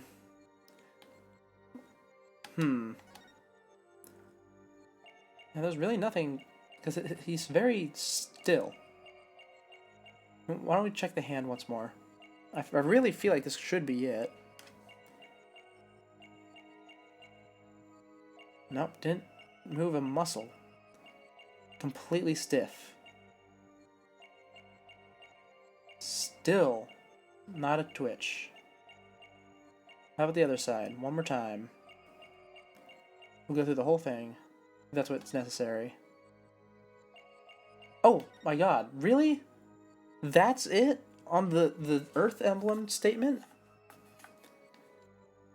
Alright, well... That's weird. I never would have expected that. I suppose that's what those segments exist for, huh? Detective Fulbright, you might not be aware of it yourself, but whenever you say the phrase, the Earth emblem, your left thumb moves. In fact, it appears as though you're running it along the edge of your holster. Mr. Lawyer, I don't have the foggiest notion of what you are talking about. But be that as it may, I know it has something to do with the lighter. Let me examine it. But why? You're not making any sense. You can't just... Be still and do as you're told, Fulbright. If you have nothing to hide, you shouldn't mind them having a look-see, should you? What? Not you too, Prosecutor Blackquill. No, I'm not sure what this is all about, but if Prosecutor Blackquill insists, it must be something important. I'll allow the defense to examine the lighter. Good. Now maybe we'll learn something new. I hope so. Now, let's check every inch of this thing. Let's see. Well, I don't think it was pried off the other side, that's for sure. You can see. Hold on, let me get my little prop again. Holding like this, and it said there was 3 prints on it. Index finger, middle finger, I think, and thumb. Was that it? Well, this thing's actually kind of covered in prints, but I guess it's just from it's being used a lot. And we should assume the prints are these little empty segments like this. Probably. Well, there's the this. Hold on. Why is that there? That's not a hinge. The hinge must be on the inside. Let me see. I still have my little prop in my hand in real life. Why is that there? That's odd. And the rotating in this is very painful. You know, I guess I should just start investigating it, yeah? Let's start with this little spot. The back is covered with blood. Say, do you notice anything funny about this blood stain? You're right, it suddenly breaks off unnaturally. Supposedly, the lighter was held with the right hand so that the emblem was visible. So, if the prints should be around the emblem and on the lid where you... if so, the print should be around the emblem and on the lid where you open it. You're right. There's definitely something off here. Okay, I guess that is just a hinge. It looks weird. So, this is the Earth emblem Detective Fulbright was talking about. See anything noteworthy? Huh? Hey, look at this. The emblem's actually some kind of button. Oh, this is the gun. That makes a lot of sense. I completely forgot about the other gun. Wow, it transformed into something. A handle, a trigger. Is this what I think it is? There's no question, it seems. What you have there is a gun. A what? Dang, that was really reckless of Fulbright to use this as the, you know, to actually bring this forward. A gun? So that's it. Your Honor, please recall this morning's trial when Director Cosmos was on the stand. The bullet that hit the oxygen tank was extremely small, maybe a 10 caliber. This little compact gun probably takes bullets of that caliber.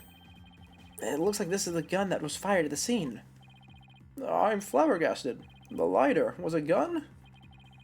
So when Detective Fulbright would touch his holster... That's right. Whenever he mentioned the Earth emblem, he must have subconsciously thought about the secret behind the lighter. In other words, he knew it was a gun from the very beginning. A lighter that transforms into a gun seems like a spy gadget to me. It's not the kind of thing an ordinary person can get their hands on. In fact, I'd say it's strictly in the domain of elite spies. Detective Fulbright, you will explain yourself. Ahaha! There's nothing for me to explain. I didn't know the lighter could transform. I mean, it was found in the Space Museum, and then I brought it straight in. I didn't even have time to check it out. Whenever you mentioned the Earth emblem, you touched your holster. You subconsciously did that because you knew it was a gun. Accuse me all you want, but where is your proof? Do you have any evidence that I knew the lighter was a gun? Not exactly. And whose prints are on it? Miss Sykes' prints. It proves that she's the culprit who fired the gun at the scene. Ah. It would appear that the detective is right. Are you guys really trying to prove your client innocent or what? Huh. Although it pains me to do this, now that we are where we are, I have to make the following assertions, coming from the prosecution side. the person who fired the gun at Director Cosmos in the lounge after the incident, and the person Miss Blackwell saw holding the lighter, and the person who murdered Mr. Terran, and the person who bombed the Space Center, are all the defendant, Athena Sykes. The prints on the lighter are decisive proof. No. Aha! Now do you see? A man on the side of justice couldn't possibly be the culprit. And I think this about sums up Miss Sykes' part in the whole affair. The evidence certainly does seem to point to the defendant's guilt. You have anything to say, Prosecutor Blackquill? Evidence is everything in court. Therefore, Fulbright's claims stand firm. But...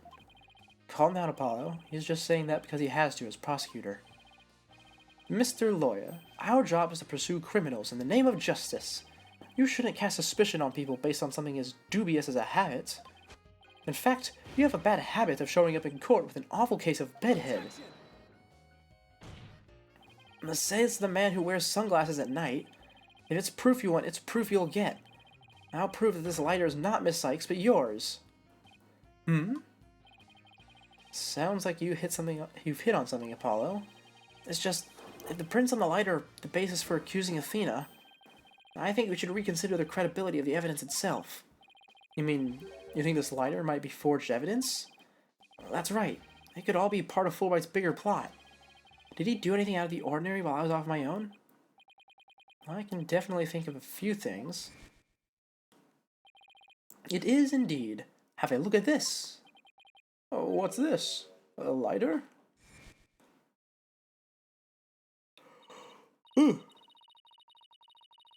Oh, there is first yawn of the stream. Detective, we'd like to run a comparison on some prints we found in the boarding lounge. Ah, yes. I just happen to have compiled the print data of everyone related to this case.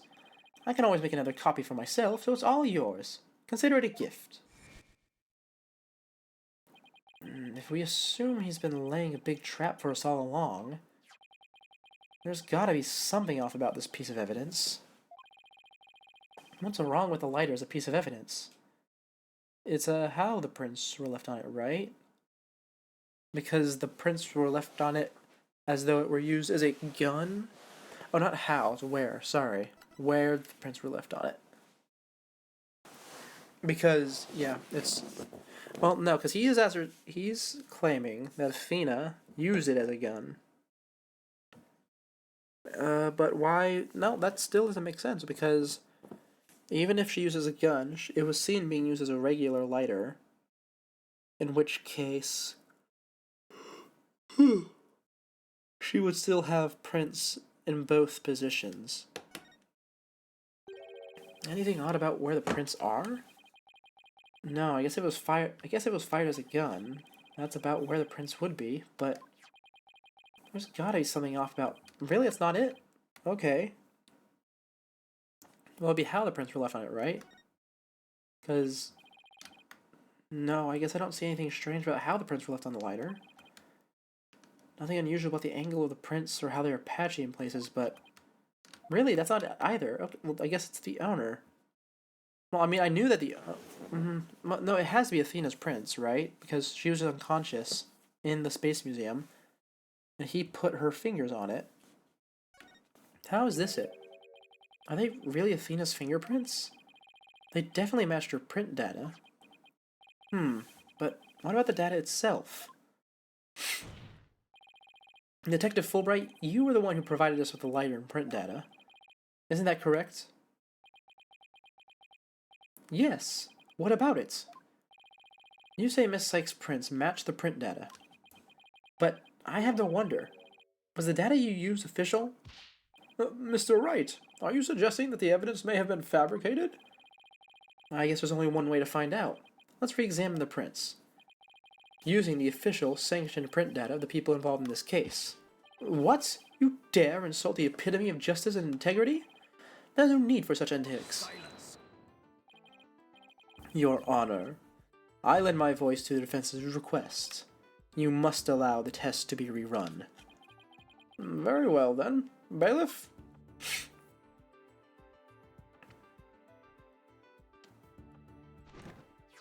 It appears that the official data is here. And the results? It's just as the defense claims. This proves the prints on the lighter do not belong to the defendant. Yes. The fingerprints actually belong to the victim, Mr. Clay Terran. Alright. Those were Clay's fingerprints on the lighter? Ah, I see. Come to think of it, wasn't it you, Fulbright, who collected the victim's prints?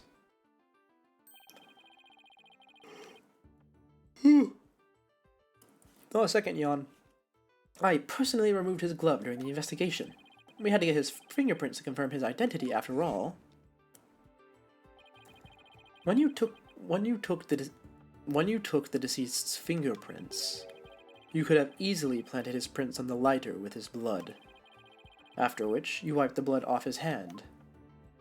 By your own admission, you were also the one who compiled the phony print data. All to put the blame on Miss Sykes. Yeah. This ploy must have been to distract us from the Phantom, who's behind everything. You were out to create the impression that the Phantom wasn't the true culprit. So, does this mean Detective Fulbright really is the Phantom? Remember the killer's escape route.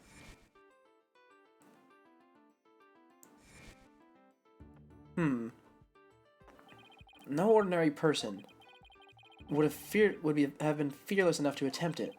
Nobody but the Phantom, the man with no emotions, could have done it. Detective Fulbright, you were the only one who could have used that escape route.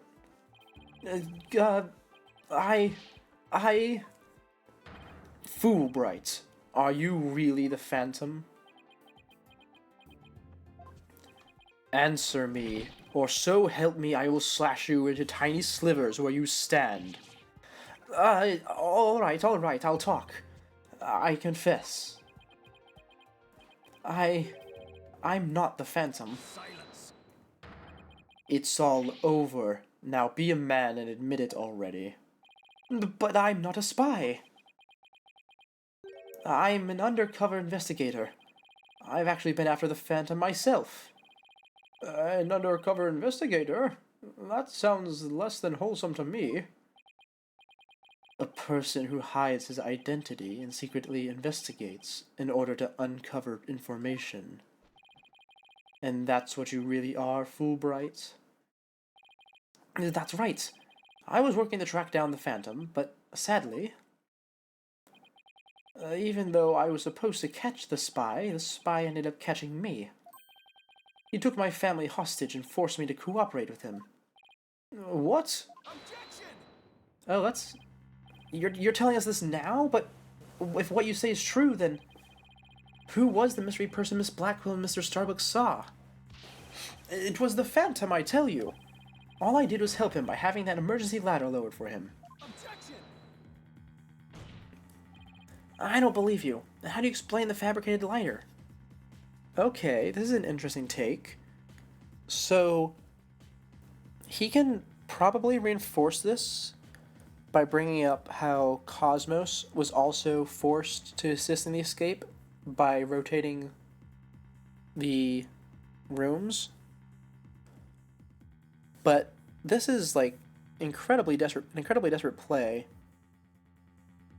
Especially since, I guess he doesn't know about it, but Edgeworth is right now getting a background report on him. So if this is a lie, Edgeworth is going to bust down the door in a timely manner in order to prove it.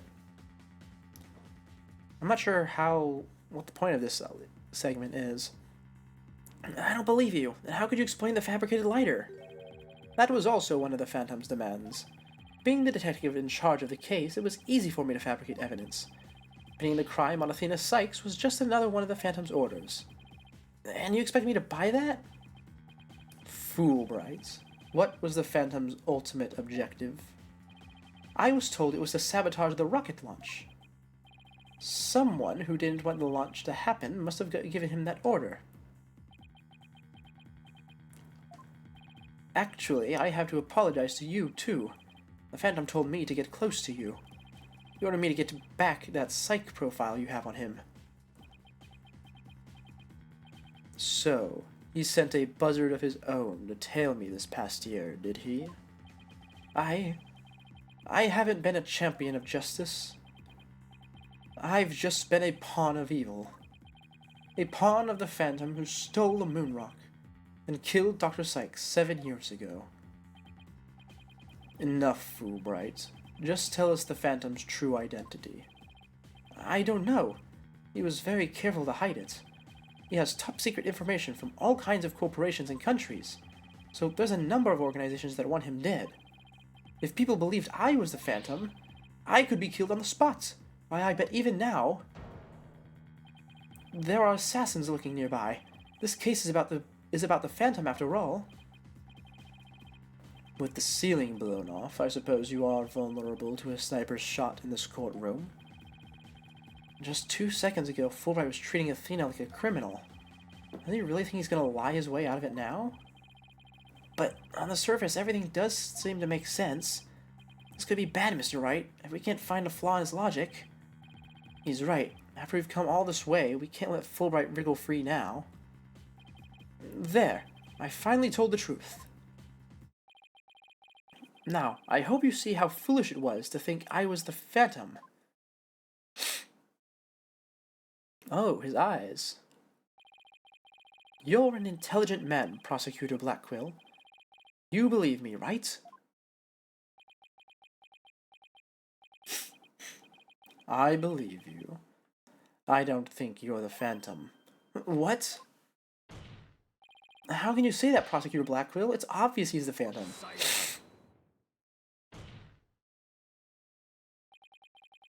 Evidence is everything, right, Dono? And you must admit there's no clear evidence that Fulbright is the Phantom. Yes. As I recall, the only solid proof we've seen up to this point is the fact that Detective Fulbright fabricated evidence. But,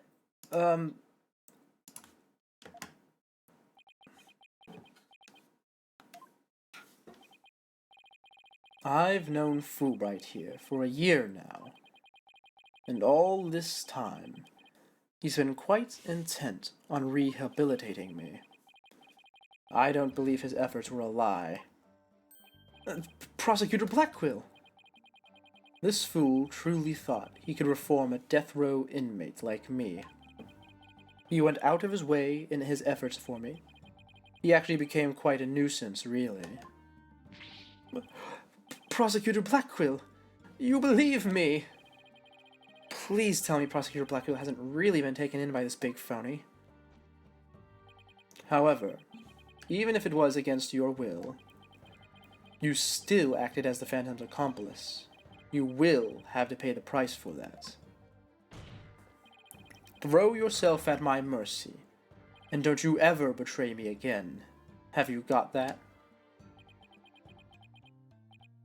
Yes, thank you. Oh, thank you! Oh, this is such a bond of trust is rare and a beautiful thing. In any case, it looks like everything has been resolved. How do we...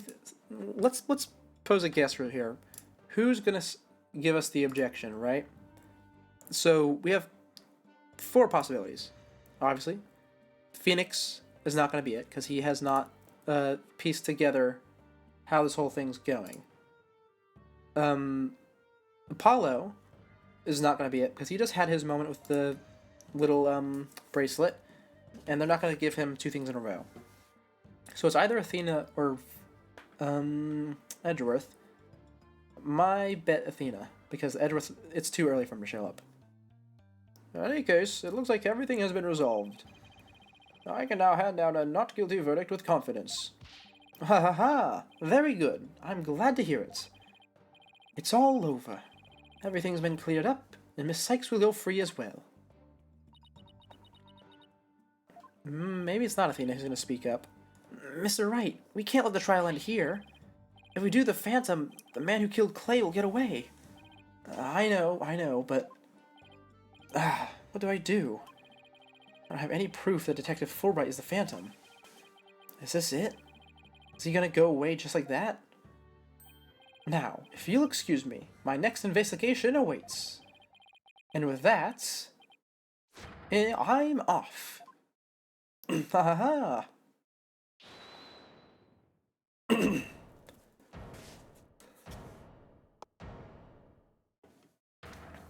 Oh, I was right. It is Athena.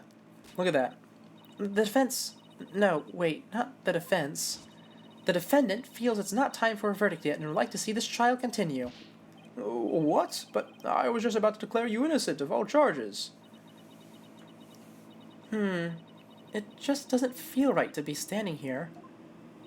Hey, Apollo, think you could scooch over?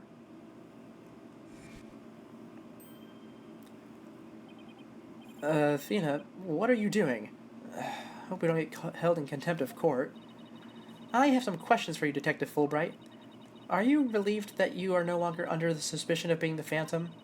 Are you grateful to Prosecutor Blackquill for what he's done for you? Of course I am. And I'm truly grateful from the bottom of my heart. Oh, here's that widget moment I talked about.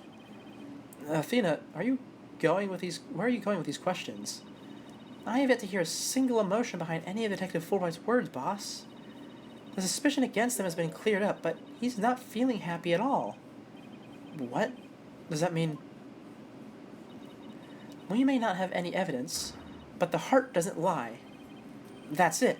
There's special ability, we just might be able to stop him. Your Honor, the detective has been deeply traumatized by our accusations. Yes, well, even before all this, I thought he was rather odd fellow. If he doesn't get counseling right away, who knows what might happen to him? Ha ha! Ha ha ha ha! Prosecutor Blackquill, can you believe the nonsense the defense is spouting? Fulbright, I think you'd better have that counseling. Not you too? You've been making batty remarks ever since you were accused of being the Phantom. Such as, you're an undercover investigator, and your family has been taken hostage. I fear you may have finally lost it. But I thought you believed me. Silence. Ha ha ha ha! Oh, how you amuse me so. What's going on here? And that was an excellent bit of psychological manipulation now, Simon. Just now. I knew you'd catch on, Athena. Uh-huh. Mind filling me in here? Huh. Guess we left you out in the dust, huh, Mr. Wright?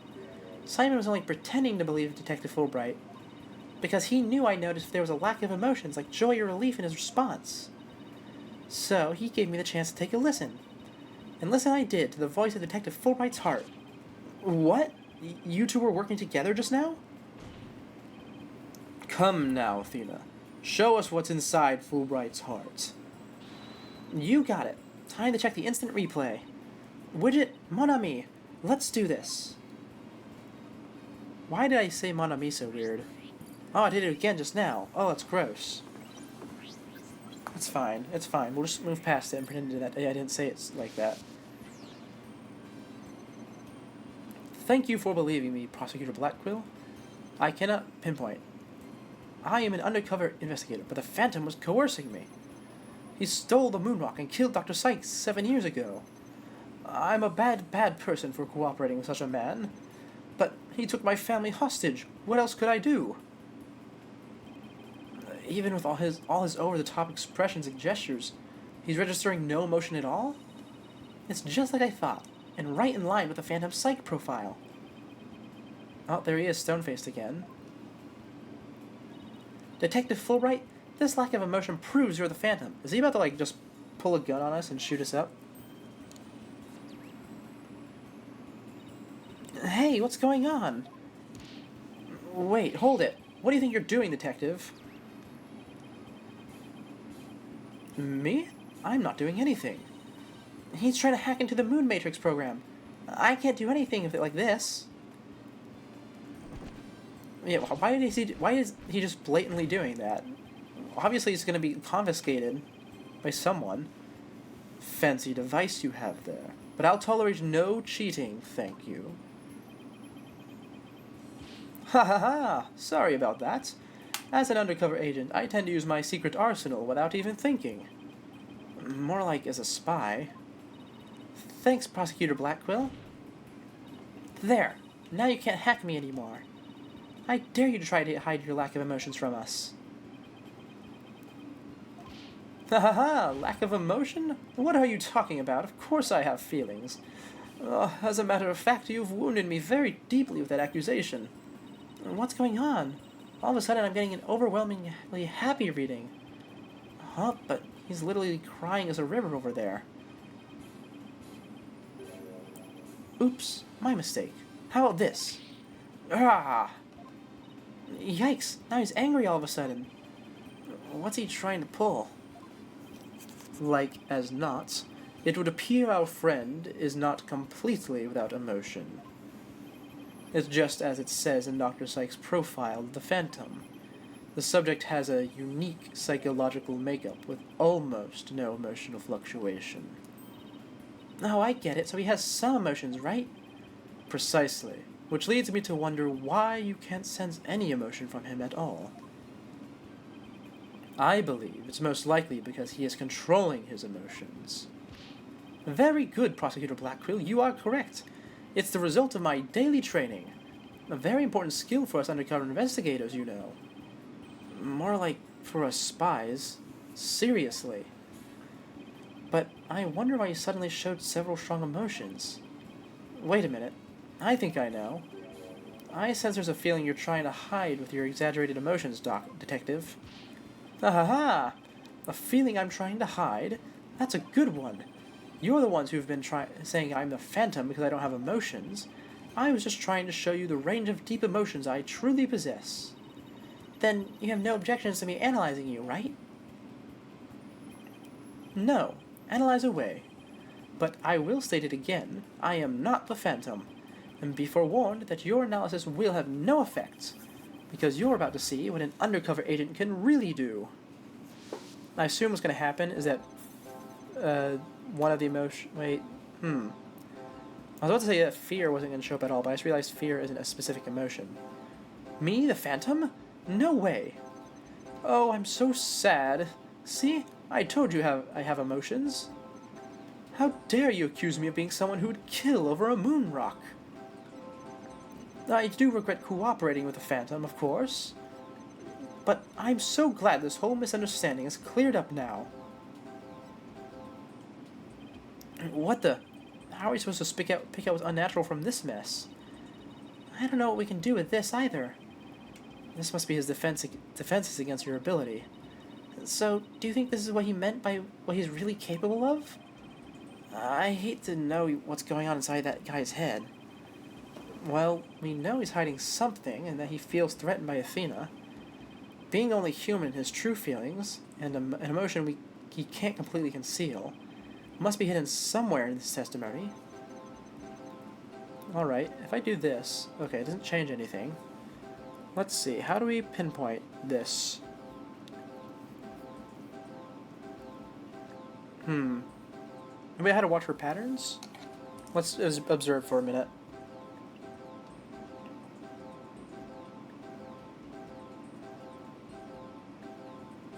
I don't see anything there. Well, why don't we pay attention to the statements? Maybe that'll be it.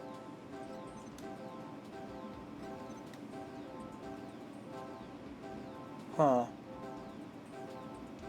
They all pop up.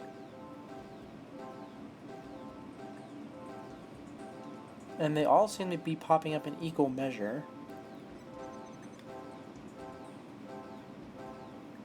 And in random intensity. Okay.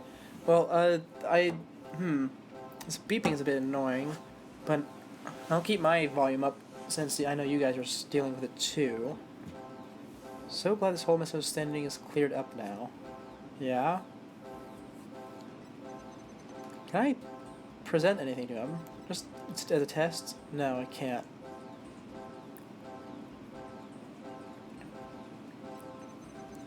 How dare you accuse me of being someone who would kill over a moon rock?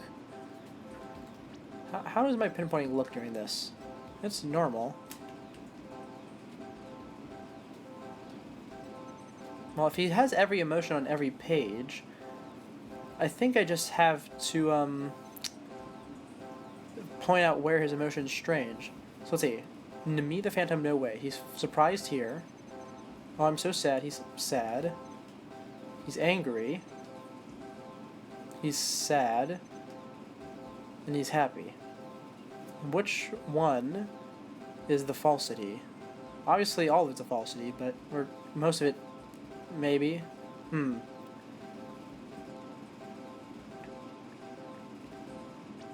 Maybe it's here. He's happy that he's cleaned up this misunderstanding. I don't think that's it, but we don't lose HP, so we might as well try. Nope, that's not it. Huh. Yep. Glad you've cleared up this misunderstanding now. I do regret cooperating with the Phantom, of course.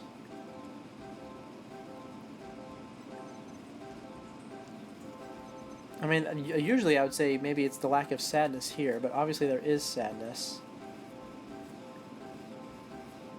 Is it just me, or is the sadness consistently lower than the other ones here? I mean, am I just seeing that? I'm not sure. I could be. No, that's not it. Huh.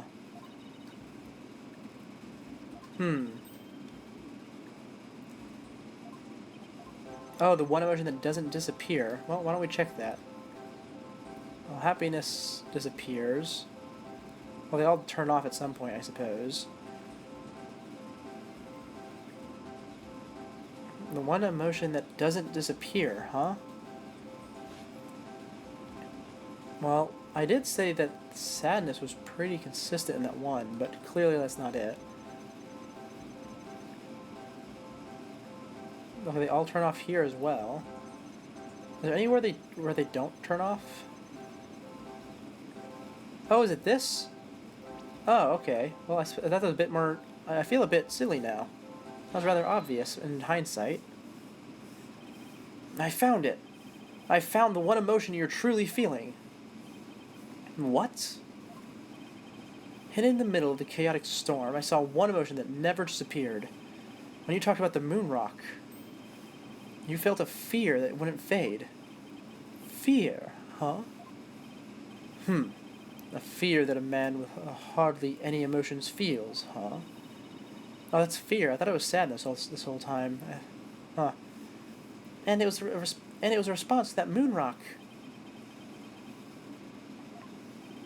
Detective Fulbright, I presume you feel fear concerning the moon rock because you lost it, right? You lost the precious moon rock you went through so much trouble to get, didn't you? And that frustration has turned into a fear into your heart. Oh, it's so frustrating. I can't stand it. Ha ha ha. I'm not sure a man who could make that 20-foot leap would feel fear about that. Yeah, I guess you're right. Didn't the topic of what a spy might fear come up in our discussions earlier? Oh, well, if that's the case, it's just that the identity is revealed, right? Of course. That's it. I thought he was fearing repercussions from his country, but oh well. Enough, Fulbright. Just tell us the Phantom's true identity. I don't know. I don't know. He was very careful to hide it. He has top secret information for all kinds of corporations and countries. So there's a number of organizations that want him dead. If people believed I was the Phantom, I could be killed on the spot. Why, I bet even now. There are assassins lurking nearby. This case is about the Phantom, after all. Detective Fulbright, I think I know why you'd feel afraid. You're afraid that the moonrock will somehow reveal your identity. If his identity were revealed, he would be killed immediately. That's certainly enough to make even the Phantom feel afraid. Me? Afraid? I don't know what you're talking about. So, there really is something about the Moonrock that would reveal his identity? Apparently so. Wait a minute. Maybe the Phantom didn't so much steal the Moonrock, but more like he had to take it with him, because there was something on it that would reveal his true identity.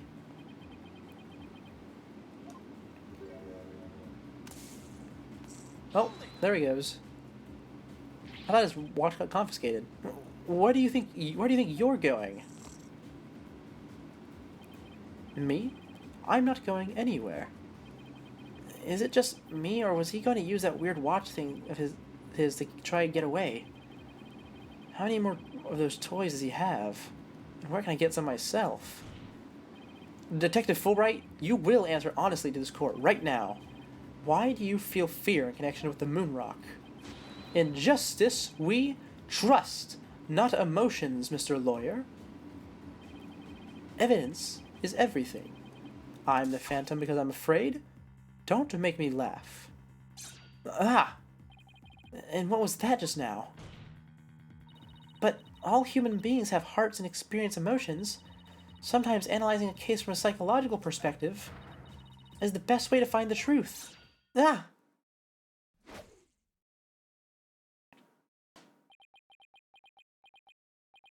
It's all just a waste of time. All your efforts at analysis serve no purpose. And now, in this dark age of the law, nobody would believe your claim that it's effective. In an era when evidence is fabricated, do you truly expect feelings to be accepted as proof? And where exactly is your proof that I fear the Moonrock anyway? Well, I admit I don't have any conventional proof, but I can still say that examining a person's heart has its merits. Oh, really? Then why don't you listen carefully with those special ears of yours? Listen to the voices of the hearts of the people in the gallery.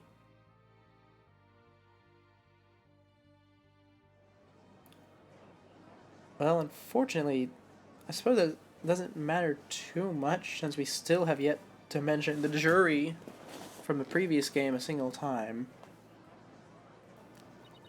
All I hear is distrust.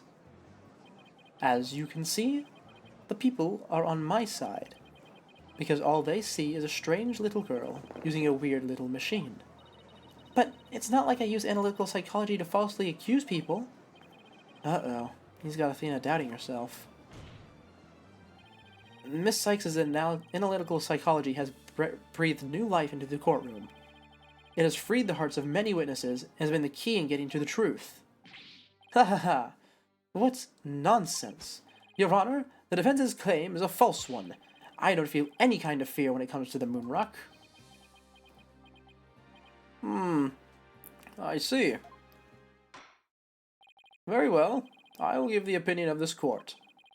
In a trial, I don't feel that a person's emotions are quite as compelling as actual evidence is. But, Your Honor... Ha ha ha! Ha ha ha ha ha! There, you see? Nobody believes you and your trumped-up charges. However, I do believe Miss Sykes' analysis can contribute to making the truth clear. I have seen her do this firsthand several times already. Surely you jest.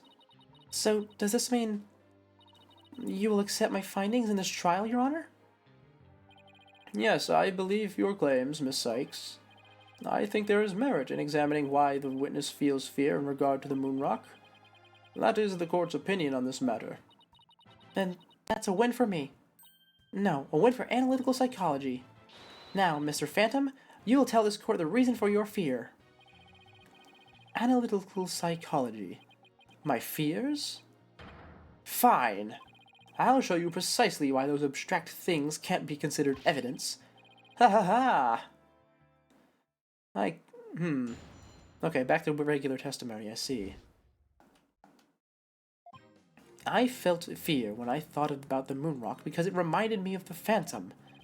Yes, I'm very afraid of him because he took my family hostage. What reason would the Phantom have to be afraid of the Moonrock? None at all. So the very fact that I'm afraid of the Moonrock means I'm not him. In fact, I'm on the side of justice. And there you have it. Now, do you see why I'm afraid of the moon rock? Sure, you sound convincing enough. But so does any two-bit con artist. It's all meaningless in the absence of evidence.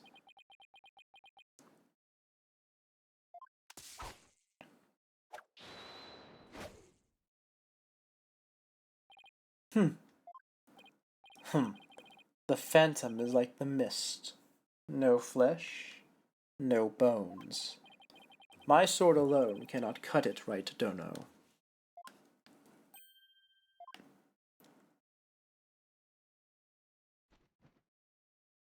With your deductive reasoning and the body of evidence before us, let us send this miserable phantom fellow to the other world together. You and I, Prosecutor Blackquill, we have a duty to bring this phantom down and restore the people's faith in the courts. Indeed, by covering for Athena, I allowed the phantom to escape. And as a prosecutor, I gave birth to the people's mistrust with my murder conviction. I bear part of the responsibility as well, for being suspected of forging evidence and losing my attorney's badge as a result. The two of us and the phantom were there at the beginning of the Dark Age of the Law. Then, it is also our burden to cut away the foul specter we created, is it not? Until all that remains is righteousness of the court and the faith of the people. Ha ha ha! Ha ha ha ha ha! Trust? Understanding? Ha! Fragile ideas of the masses, who are controlled by emotion. Humans can't truly trust each other, which is exactly why the illusion of trust is so enticing. Once two people overcome their misgivings, that's where the real trust is to be found. You're free to believe what you want, but trust like that is stronger than you and your lies anyway. Did they say anyway or any day? I don't think I read that right. Always. Okay, well, both my assumptions are wrong. Now, let's get back to this. Felt fear about the moon rock because it reminded you of the phantom. You're afraid of him because he took your family hostage, which is something we cannot disprove until Edgeworth shows up. What reason would the Phantom have to be afraid of the moon rock? None at all. Not necessarily. Because the moon rock... Let me see. Is in here. Right? 7K. I think I'm going to press first, though. You can't think of a single reason that the Phantom might be afraid of the rock? I thought that the Phantom wasn't even supposed to have any feelings. How could someone like me, with my wealth of emotions, be expected to understand that guy? The Phantom, a person with very few emotions, would only be afraid of something really big. Like his cover getting blown big. I'm willing to bet the moon rock has something to do with his identity, but what? Maybe the Phantom's fingerprints are on the rock. But fingerprints can be wiped off. Then maybe he wanted the rock so bad he literally drooled on it and left his DNA. We're dealing with a spy here, Athena, not a slob. True, but maybe the DNA part isn't too far off. Uh-huh. Something unexpected happened to him during the incident 7 years ago. Yeah, he got stabbed. I just know I have something I can show why the Phantom is afraid of the moon rock. I'll just continue with my testimony while you're pondering then, if you don't mind. Let's see. Ooh.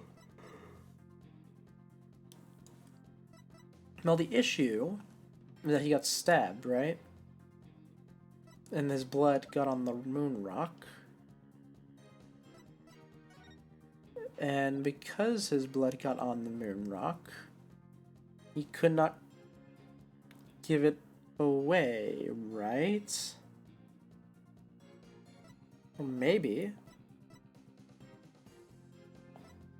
Do I just show him phony Fanty Bomb and say that the moon rock is in there?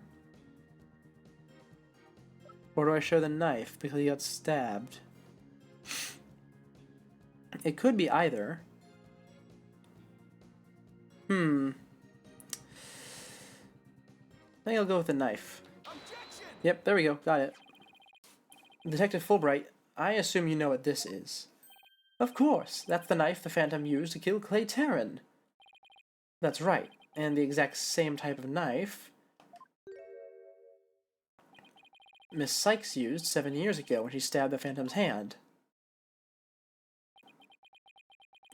Yes, that was discussed earlier, as I recall. He dodged at first, so I only got his clothes. But I tried again. And this time you got him, didn't you? I did. I remember it clearly now. The knife went into the back of his hand. Miss Sykes then stated that she remembers the culprit bleeding. It's my theory that the culprit's blood got on the moon rock, and he was afraid that if the blood was analyzed, his true identity would be revealed. That explains why the Phantom had to remove the moon rock from the crime scene. You mean, if we ran the analysis now, we'd know who the Phantom is? Ha ha ha, yes, I suppose so. But unfortunately, the moon rock in question is missing. That may be so, but I'm certain I can explain what happened to it in great detail. You can? Of course. Not. You don't actually expect us to believe that, do you? Because you don't fool me. Ah! What this court needs is a bully-free zone. Ah, the infamous sword of the beguiling bluff. Its edge is without compare. Come now, ready it with me and show us just how finely it cuts. Your Honor, this is an outrage! Oh, I mean, this is an outrage? Yeah! Go on, right, Dono. Now let's start with something that's been bothering me for a while. Now, the culprit supposedly removed the moon rock from the lab. But in this video of him, it's nowhere to be seen. Oh, you're right. But here's something to consider. What if the Phantom hid the moon rock somewhere at the scene of the crime? Good thinking, boss. Security was super tight at the Space Center back then. All that, in spite of the Space Center having very strict security in those days. All personal effects were examined thoroughly, coming or going. You couldn't even smuggle a withered old leaf through those checkpoints. And does this mean that the moon rock is still somewhere in the Space Center? In the name of justice, I proclaim that's impossible. And why is that? The Space Center was searched from top to bottom, and especially the lab. But the moon rock was never found. How could I forget about that? A sad but true fact. We still haven't a grasp of how it was done. But the Phantom made the moon rock vanish into the ether. There's no way it just disappeared. Logic and evidence tell us otherwise. The Phantom didn't have the moon rock on him when he left the lab. Yet a thorough police search didn't turn up a thing. And it never turned up in the 7 years after that either. The Phantom made the rock disappear without physically removing it himself. Oh! Oh! Remember back in the, what was it? Way back in chapter 3? Was that it? No, chapter 4. I had my theory about the Hope capsule being empty, yes? But I can now almost certainly say that it is empty, but only right now. It wasn't empty originally. The Hope capsule was gone for 7 years, which means this, and it was in the lab, so clearly the moon rock was in here. Yeah? And that makes sense to me. Yep, that's why it was left there, and that's why they haven't opened it. Well, I guess they're going to open it, and that's maybe the opening. This will be the like damning piece of evidence. I suppose we have a lot of pretty damning evidence. Well, let's move on. Let's see how this plays out, because I think I've solved it at this point. I don't think there's a single thing left to be unexpected, unless we have another emotion or ring moment. But we've already had one of each, so I don't think we'll have more. Maybe we'll have a Magatama, or with the Psyche Locks. Let's see. But how? There must have been a way. Think, Phoenix, think. How did the moonrock vanish from the robotics lab?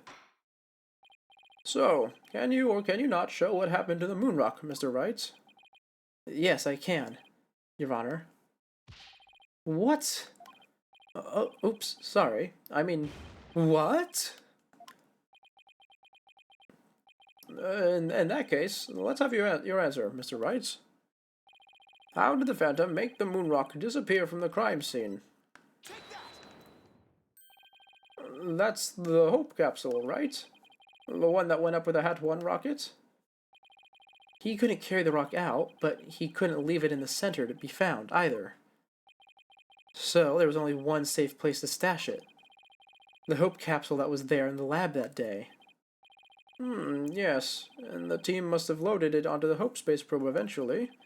But if that's what happened, then the moonrock would have been launched up into space along with the rocket. Preposterous! It would mean that for these past 7 years, the moonrock was... Exactly. The Phantom got rid of the moonrock in the most cosmic way he knew how.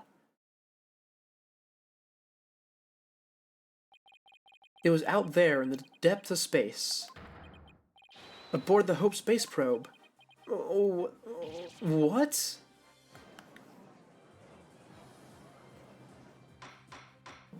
Order of the court. I understand now. The Phantom's original scheme was to sabotage the Hat 1 anyway. The villain. He used his primary objective to conveniently kill two birds with one stone. That's right. He planned for the moonrock to be turned into cosmic dust out in space, thereby destroying the one piece of evidence that could reveal his true identity. But Mr. Starbuck and the others foiled the Phantom's plot. Ugh. The Hope space probe sailed off safely on its mission and returned 7 years later, with the capsule in tow. If we analyze the blood in the moonrock, it should make one thing crystal clear. That you were the Phantom all along, Detective Fulbright.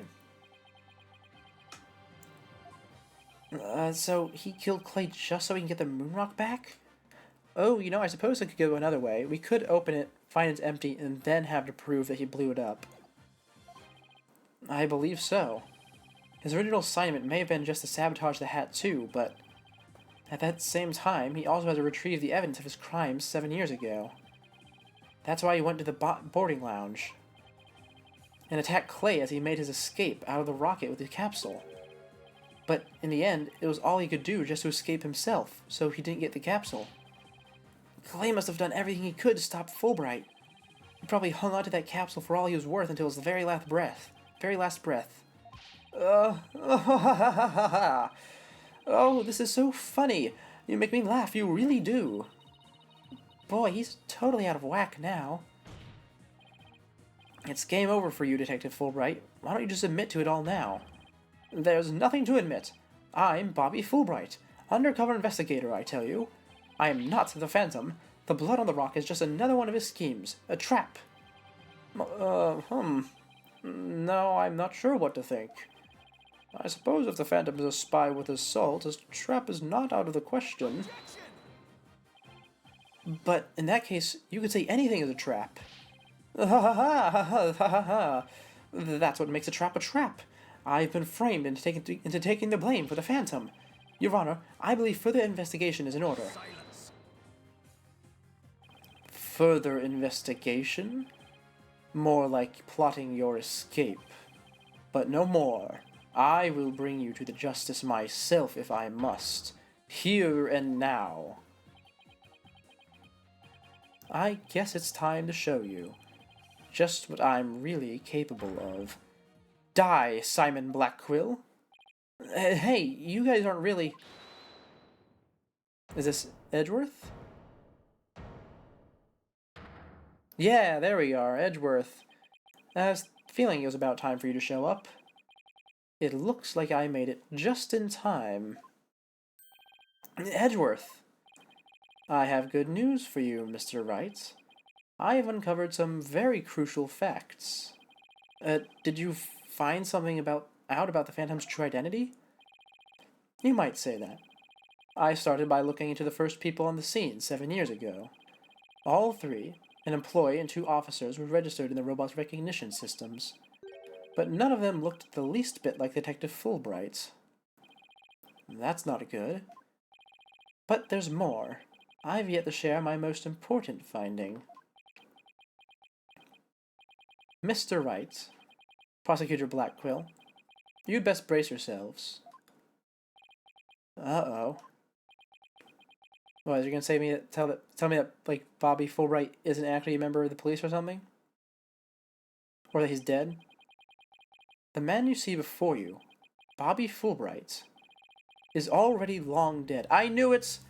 Oh, I called it... I know it was like only 2 seconds early, but, you know, I've seen this twist before. And I feel smart for putting it together by connecting it to another series. Huh? Oh, what's that supposed to mean? An unidentified body was found a year ago. Has now been proven to possess Bobby Fulbright's fingerprints. Then does this mean... Yes, the man there is an imposter pretending to be Bobby Fulbright.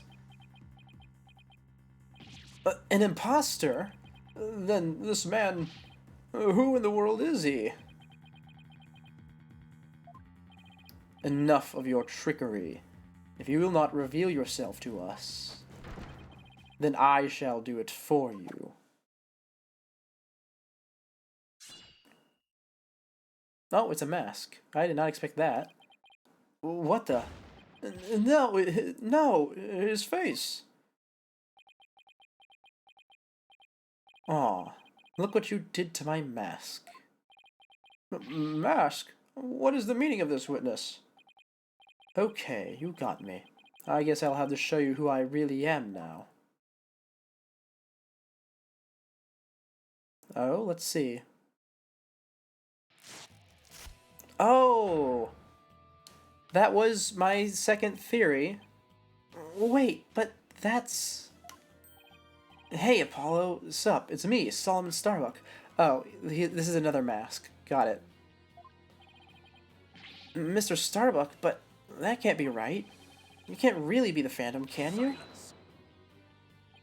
Of course not. The real Starbuck was aboard the Hat 1, which was set to be destroyed. Yeah, this is just another mask. I mean, did I tell you? I'm an undercover investigator. I can change identities at will. I can be anyone I want. Not so fast. I have the Phantom's psych profile right here. If we compile a psych profile on you and compare the results, it'll prove that you're the Phantom.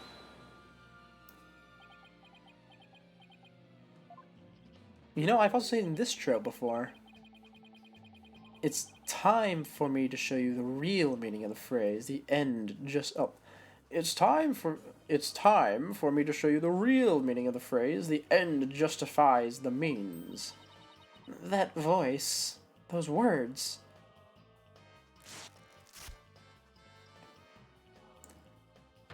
I cannot accept such evidence here, Miss Sykes. Professor Means? Mask? I'll take what I want by any means necessary. Now, give me that evidence. Huh?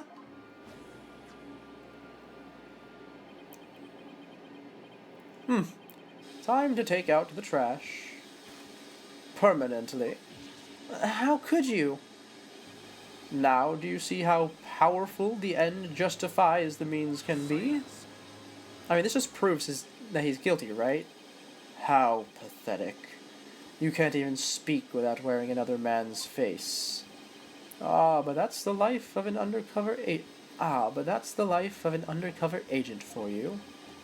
Oh, my real face has no meaning or value to me at all. Or perhaps is it really the case that you don't even know who you are anymore? What's that noise in the background? I don't know if you guys can hear it, but I hear it.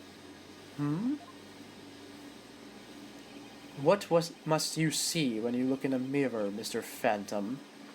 Not an awful lot, I'd wager. Well, aren't you just the master of psychology, Black Quill? That's right, I don't know who I am. I'm always living as someone else for my assignments. I don't remember what my face looks like, or even what my personality was like. My face, memories, personality, beliefs, emotion, and soul. I left them all behind. I have no self. I am no one. I am nothing but an endless abyss. No voice to cry suffering? What's with this guy? Is he even still human? And now we resume with your lesson, Professor Wright. What? I believe you made this argument earlier. If you were to analyze the blood on the moon rock, you could prove that I am the Phantom. I believe there was blood on the moon rock in that capsule. Now that we know you aren't even Bobby Fulbright, your claims of a phantom trap won't work anymore. Then why don't you bring this moon rock in? This decisive evidence from the Hope capsule. I think I will do just that.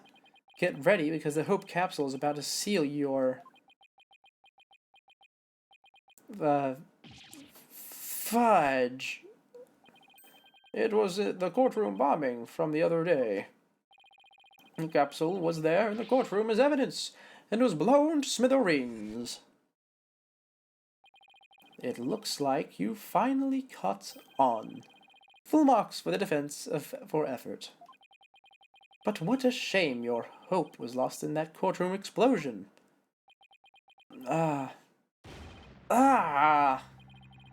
So that's the real reason this courtroom was blown up. It was all for the Phantom to destroy that one piece of evidence. I can't believe it. Have we really reached a dead end after coming all this way? Has the only evidence we have on this guy really been destroyed? How dare you continue to call me the Phantom? As I said all along, I'm just a nameless undercover agent. And the defense will continue to assert that you are the Phantom. Furthermore, we have proof. Or at least a prayer. I'm afraid that won't do, Mr. Wright. At least put on some weight behind your swing, Wright Dono. I know, I'm trying. There's only one thing that can unmask this menace. The moon rock. But that was blown to bits in the courtroom bombing. And yet, is it really gone without a trace? What if some tiny part, like some little fragment, still exists? Yes, and you can see the stolen moon rock there, too. That strange black and yellow thing on the left side of the picture? Very well, Mr. Wright. Let's see your proof. What evidence will finally prove the Phantom's identity? It's a phony Phanty bomb. Isn't that the bomb that blew up the courtroom? And the moon rock along with it? Are you saying this will reveal the Phantom's identity? Yes, Your Honor. Focus your attention on this photo taken after the bombing, specifically right here.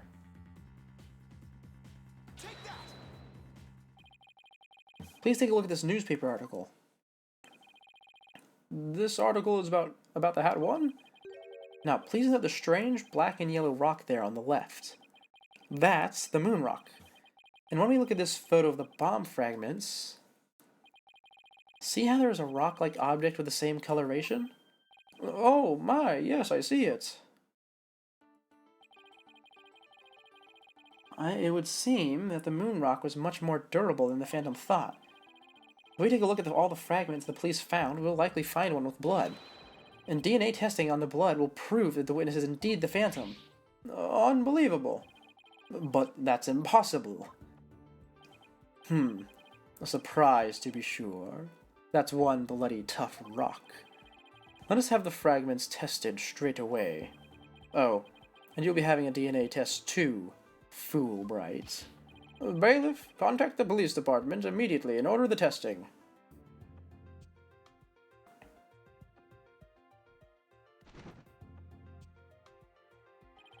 Prosecutor Blackwell, what do the test results show? There was a rock fragment that had blood on it that appeared to be several years old. DNA testing revealed... Well, I'm sure you know full well what it revealed. They confirmed that it was the witness's blood, didn't they? There's no use trying to talk your way out of it anymore. Admit it, you are the Phantom. Uh-huh? Mr. Wright, did you just raise an objection to yourself? No, I didn't say a word. That was my objection, Apollo. Uh-huh. Oh, he has a mask of Phoenix as well.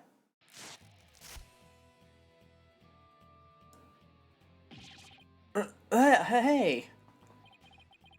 It was a pretty good objection, too, don't you think?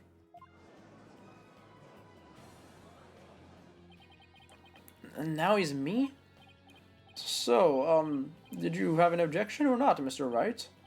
Uh-huh. Oh, no, not really, Your Honor. No, not you, Mr. Wright. I meant the witness, Mr. Wright. Could this trial get any more insane? Mr. Wright, this fragment of rock in the photograph and those just like it, how can you be sure the piece is the same moon rock that was at the robotics lab? Care to explain what you mean?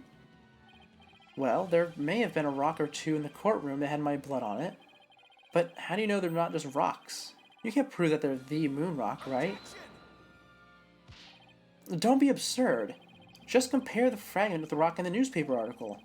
Anybody could see they're the same. They have the exact same coloration. But maybe some other rock with the same coloration happened to be in the courtroom. It's highly unlikely a rock with such a unique appearance just happened to be here. But you can't deny it's a possibility. But your blood was found on one of the fragments.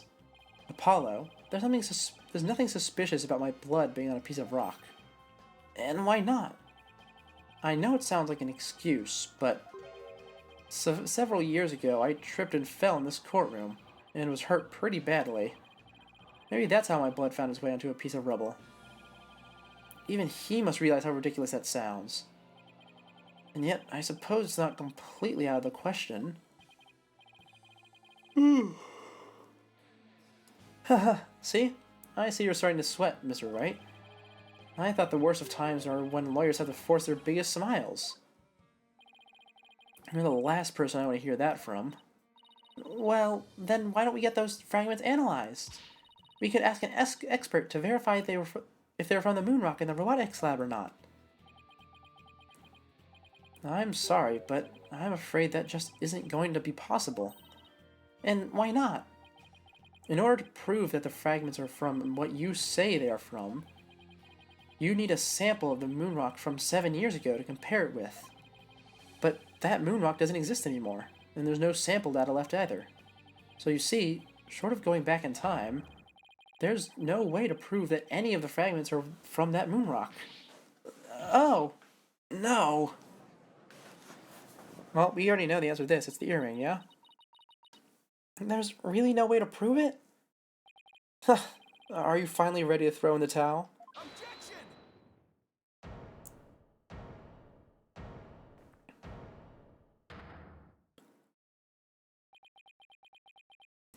So, the moon rock doesn't exist anymore, huh? That's right. It was such a valuable rock, too.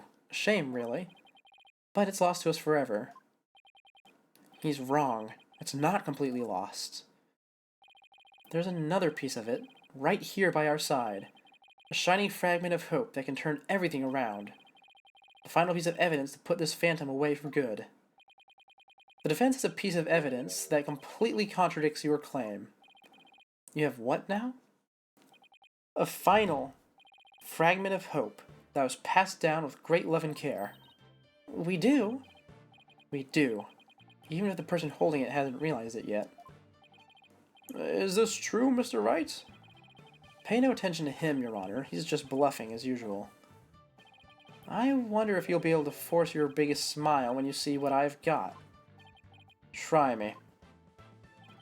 The piece of evidence that shows us the original moon rock isn't completely lost is this. The earring. But just about the only thing about things of my mother left me are with our widget. And this earring. Maybe she did love me in her own way.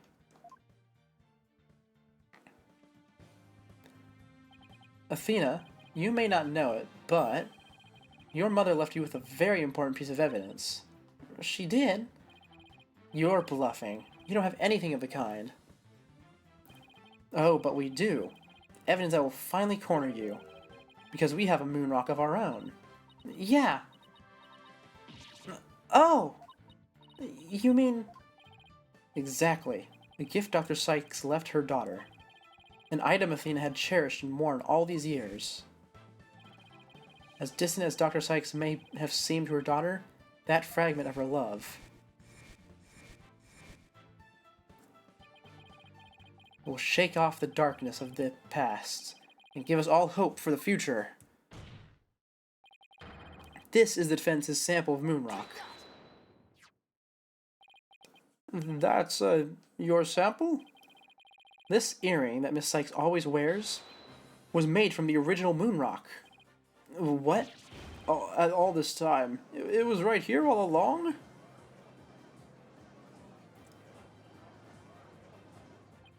No. It can't be. If the composition of the bomb fragments in the earring are found to be a match, then it will prove beyond a shadow of a doubt the origin of the fragment in this photo. And since the test results showed the blood on the fragment was yours, this means that the identity you tried so hard to hide will finally be revealed. The identity I tried to hide? I don't have any identity to hide. I may not have Athena's ears, but now even I can hear the fear in your voice. Fear? I don't feel fear. I left all of my emotions behind years ago. Every human being feels fear. You simply can't face the emotions inside you. You can't face them because you have nothing. No love, no trust. And I suppose you do? I didn't have anybody to support me at first either.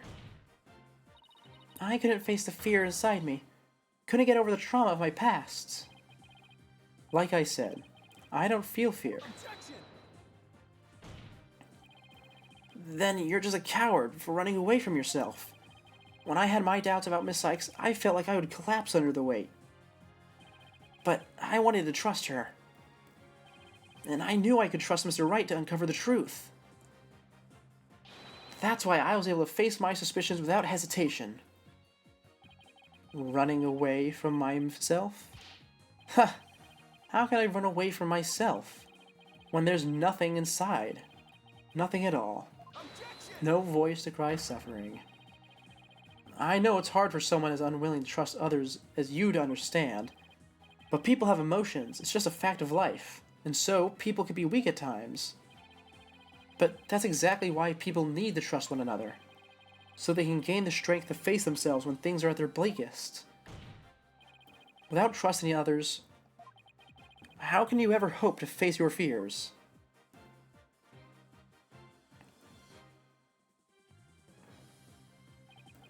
The fear inside of me. Is this... No. Ah! Ah! I still can't scream.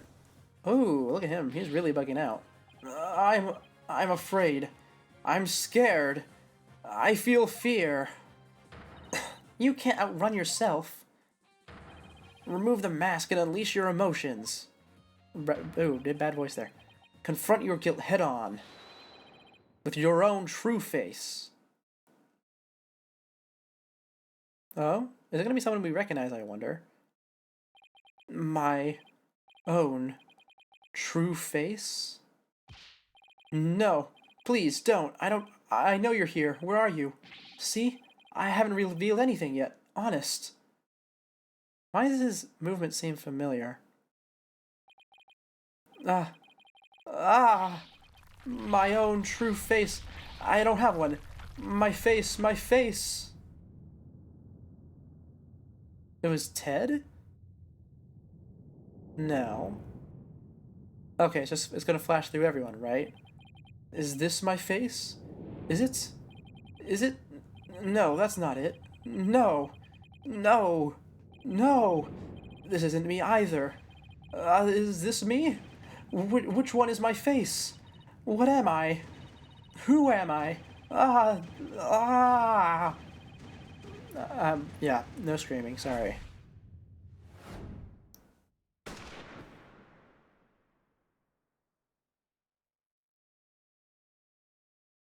Oh?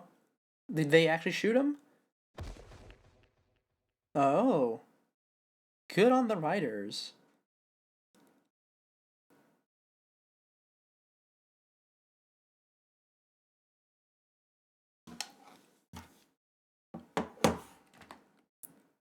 Alright. Oh, a sniper attack in this very courtroom. It chills me to my bones. But the police are doing everything they can to track down the sniper as we speak. Prosecutor Blackquill? How is Detective Fulbright? I mean, his imposter doing? He's a lucky fellow. The bullet didn't hit any vital organs. He appears to be in no danger of dying. Well, that was fortunate for all of us. The analysis of that final piece of evidence Right Dono submitted is in. The composition of Miss Sykes' earring and the fragment with the blood on it match. We can now be certain that it is a fragment of the moon rock in question. The murders and bombings of the Space Center, both past and present. The bombing of courtroom number 4 and all of his other crimes, as numerous as the stars. Under suspicion of all these things, the spy known as the Phantom has been incarcerated. The prosecutor's office is now responsible for his well-being. There are still a myriad of things we wish him to tell us about, after all. Thank you, Prosecutor Blackquill. Well, it's time to finally bring this trial to an end. But before I do, will the defendant please return her to her proper place? Yes, Your Honor.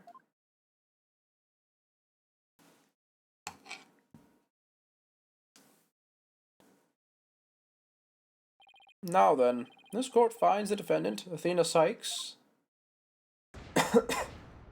Ah, there we go, not guilty. Oh, man. That took a while. Quite a bit longer than I thought, actually. What I put it at? I put it at 30 minutes to an hour. Here we are, 46 minutes later. Right in the halfway point. But obviously we still have this whole, like, post-trial to go through. Court is adjourned.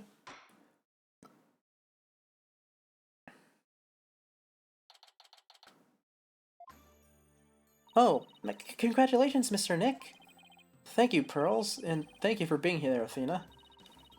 It's the least I could do. But Athena was great, wasn't she? She was so strong throughout the whole trial. Daddy, I'm so glad to see you. Trucy, are you alright? Are you hurt? I'm fine, Daddy. I was doing magic tricks for the other hostages to keep their spirits up. That's our Trucy for you. I'm really glad to see you're safe.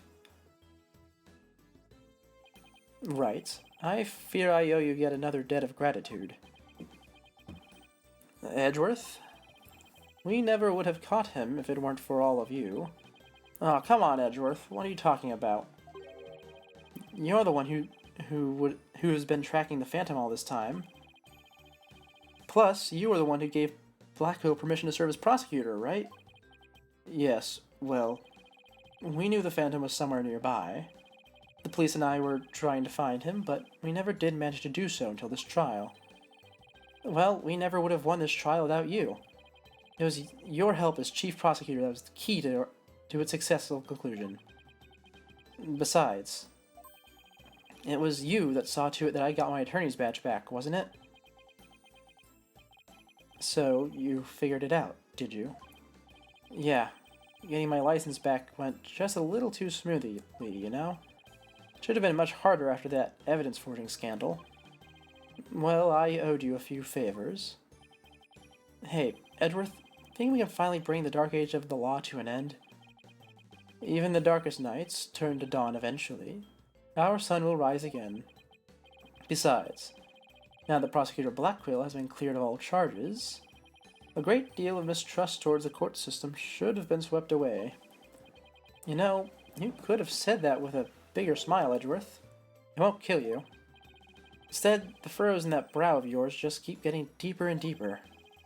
Should I smile more, huh? Oh, so I should smile more, huh? I'll think about it. Ah, the complicated love-hate relationship between lifelong rivals. Athena. Oh, that's not Athena. That's not Apollo. That's him, Blackwell. I'm forever in your debt. You went to all that trouble, even taking the bar exam while you were overseas. Well, I knew that if I didn't get your sentence overturned fast, you'd be executed. So I studied and studied. I was frantic. I'm so glad I made it in time.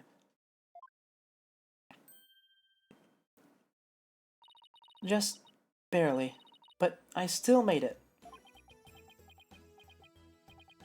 That a girl, Athena. It's good to see you finally let your tears out. Yes. I survived by the skin of my teeth thanks to you. Shame on you, Simon, for trying to throw your life away like that. It was never my intention to just throw my life away. But some things in this world are more important than your own life. Like what? My honor-bound duty to protect with my life, my mentor's most beloved treasure. Huh? That's some loyalty. This guy really is a samurai through and through.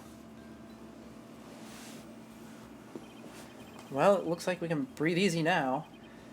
Apollo, Athena, thank you both. It took all of us together to pull it off. You bet it, boss. What a team we are, huh? It was definitely the most amazing turnabout I've ever seen. I'm a lucky guy. My office has the best, most capable lawyers around. Thanks, Mr. Wright. I'm going to work extra hard to make up for all the worry I caused. Apollo Justice is fine and ready to go. Let's hear it for the Right Anything Agency. Well, nobody's going to try harder than me, so you better watch out, Apollo. Simon is free thanks to Mr. Wright. But there are so many more people out there who need our help. You're right, and I'll be needing you both to help them. We still have a long way to go. Oh, is this going to be our end screen? Get ready, you two. We won a major victory, but the war is far from over. There are still people out there suffering under false charges who need defending. We've got a lot of work ahead of us, if we ever hope to fully bring the Dark Age of the Law to a close. Hey, I know one thing we have to do. We have to celebrate with a bowl of piping hot noodles. Huh? Nothing like a bowl of Eldoon's noodles after trial, after all on Mr. Wright's tab. That's how it works at the Right Anything Agency, right, Mr. Wright? Huh? Huh?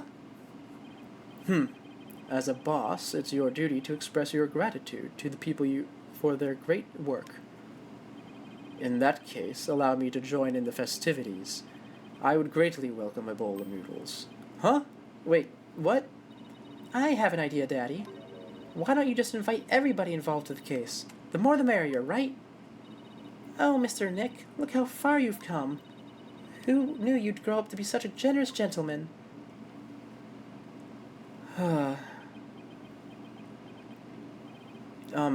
Guys, under these circumstances, there's only one thing I can say. Oh, here it comes. Only if I get to join in. Hey, no fair. I want to say it too. Okay. Here we go. Oh, I know what this is. So I had Apollo Justice on the DS. So this is where they would have you turn on the microphone and say objection. You could do that in throughout the entirety of the Apollo Justice first game. I wonder if that was in this game on the DS. Well, I can't. It's not going to register my microphone, but I'll go do it too. Objection! There we go. Oh, just like that, Chapter 5 is finished. I was trying to think of something nice I could do for Polly, so I decided to go around and get a bunch of jobs for him to do. Find a lost cat, install an air conditioner, give a computer lesson, find a lost item. You think I should have found him a few cases? No, that's okay. This is the Write Anything agency after all. Oh, I had to speed read. Speed voice. Because these are going to go by quick. I was going to talk over the credits, but I guess I can't. Athena and Apollo were so wonderful in court. I had better study as much as I can if I want to be a judge someday. My grandma says eat lots of peppers and they'll ignite your passion. Oh, but I should figure out which to grow. Green peppers or yellow peppers. Or maybe I should go with hot as the sun red peppers instead. Alright. Are we gonna hit every single character? There's a lot. Oh, this might take a while. Oh, I hate you. The end of the dark age of law, you say? Tisk tisk, how naive. Don't you know it's sometimes necessary to get a guilty verdict by any means possible? What? They're putting me under investigation? The chief prosecutor wants to see me? Ah! Yes, lock him away, please. He sucks. I hate him. Bring his brother back. I liked his brother a lot more. Good game, good game. I've been asked to debut the great masked wrestler Ten Mataro. He's scheduled to go up against the amazing Ninetales. Oh, what to do, what to do. A fight where I finish myself. Why don't you ask... Oh, it's so fast. That's not a bad idea. I bet he'll be all for it. It's too fast for me. Basically, he's gonna ask Apollo to wrestle him. Would you believe it? I'm the alderman of Ninetale Vale now. Pretty impressive, eh? I took over after Rex QB. What do you say? Would you like to make a little donation to help us out? Hey, you! What do you think you're doing, sneaking into the manor? The jig's up. Better make a run for it. Oh, okay. I don't know if I'm gonna be able to read all these. I thought I wanted to be an artist, but after seeing the amazing job Athena did, I started becoming genuinely interested in law, so now I'm studying for the bar exam. I'm going to prosecute Athena someday. You'll see. I'm studying my buns off too, but not like that. I'm going to pass the famous entrance academy on my own merit this time. With a score of 100 points, of course. Hugh, Juniper, our dreams will live on.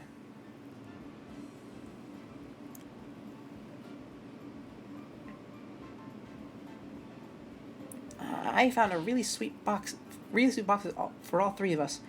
Is it because I want to be a legal journalist instead of a lawyer or a judge? But anyway, thanks to the trial, the school's newspaper's future as bright as can be. Now let's see what the fresh blood has to say in the new school paper. Our editor cried so hard at graduation rehearsal her cardboard box got soggy. Did I read that right? I hope so. It's really tough trying to keep up with these while saying it out loud. The one night only reunion concert. I still remember that evening in passion. The president of the student council sang like no high school student I've ever seen. When she's a judge in her own court someday, I'd love to have a jam session with her. It'd be the coolest trial ever, yeah. I can already hear it now. Plus I had to remember what voices I gave all these characters. I gave this place a good cleaning from top to bottom, but it's already a mess again. I guess the only thing I can do for now is clean up the attitudes of the people in this office. With Mystic Maya due to come here once her training is over, it simply must be done. Ah, okay. We gotta be getting near the end now. Well, what? 2 or 3 more of these? Ah ha ha! Humanity's dreams for outer space will never die. In fact, planning for the Hat 3 rocket has already officially begun. Look upon me, people of this great nation, and witness the glory of Yuri Cosmos. What do you... Oh, Director! Yes, yes, rocket preparations are fully complete. Yes. You just leave everything to me. Assistant Director Yuri Cosmos. You know, it's kind of ironic that he's named Yuri Cosmos, whenever this is loosely based on America or Japan, depending on what the case demands. I'm going to the moon in the new rockets. If Athena or Mommy Metis came to the moon, I would love to show them around. But which is more interesting, Mons Pyranneus or the Mar Tranquillatus? You think they would like either one? Yay, hooray. I wonder how Miss Aura is doing. I'd rather be near Miss Aura than on the moon. Oh, Miss Aura, I just want you to use me again like you used to. But yeah, as I was saying, Yuri Cosmos' name, I like that pun quite a lot, because Yuri is the name of... ready for launch. 5, 4, 3, 2, 1... Lift off! I'm going to the moon for real this time, for me and for Clay. Thanks to my lawyers, I now know I should never give up, but I'm worried. I can't breathe in space. In fact, it's cold as heck. Oh man, I'm getting really nervous. Man, am I going to be able to say anything? Anyway, yeah, Yuri, first cosmonaut in space. Cosmos is from cosmonaut, probably. No, I am not employed here. I simply came to request something from my sister, but no one's around. I've been kept waiting for a while.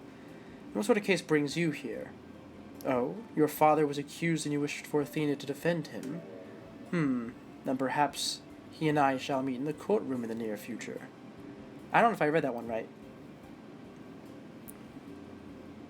Wow, this is a lot more rapid fire than I thought it was going to be. I look forward to your next month's salary assessment. Hey, but please forgive me. Black Quill's acquittal has brought about all manner of ills in the prosecutor office to light. It would seem that solving the case has thawed a chill winter with the warmth of spring. Now I owe Wright another debt of gratitude, but I will repay him one day. You can trust me on that. Okay, at least they got those lines out. Okay, looks like we're done with the lines. And I can finally talk about the game. This has been fantastic, of course. And we still have one more trial to do. That was a part of the DLC in the original version and comes with the trilogy, to my knowledge. But this game has been pretty good. The previous game, in fact, I think the previous 2 games were definitely better, but this is definitely very well written.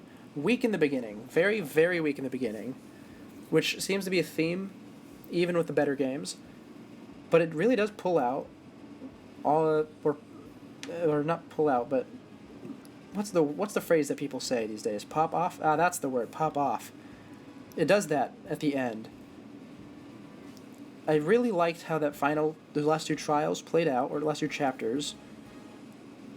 And once again, it doesn't really compare to the previous 2 games in my eyes, because the previous 2 games were a lot more upfront with building up to the last one throughout the entire game. Because, like, let me think.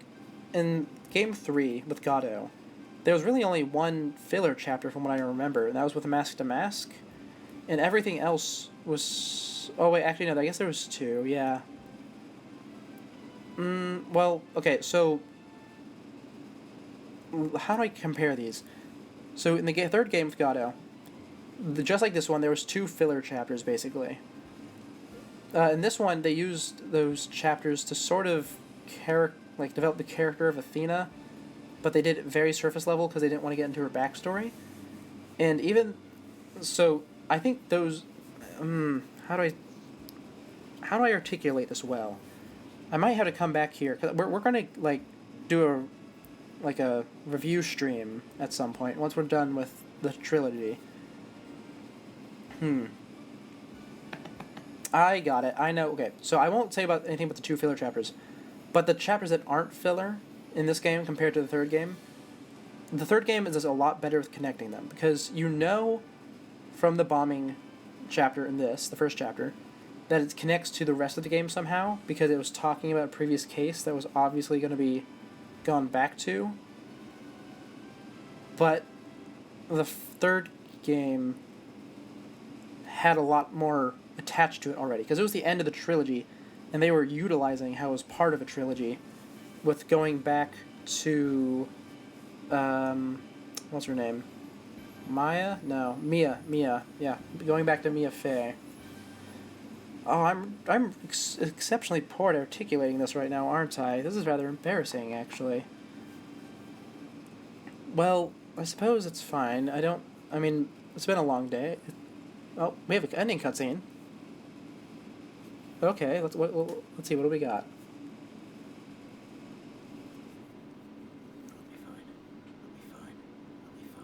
No, he has a new partner. Oh, and it looks like we're invited into the control room, which is surprisingly not crowded.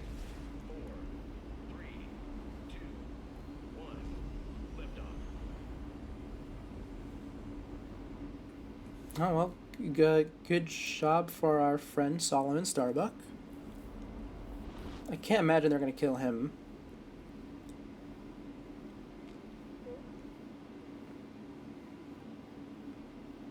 Oh, Edgeworth can see it from his office. Dang, that's really close to the city. Oh, an aura with her hair down. That's interesting.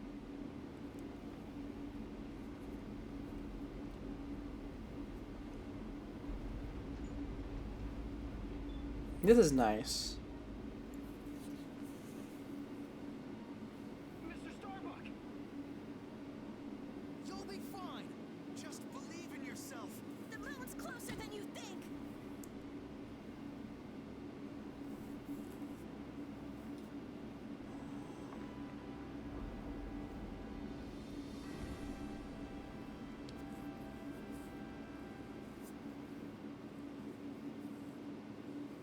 Thanks, guys. I wouldn't have made it back into space if it wasn't for you.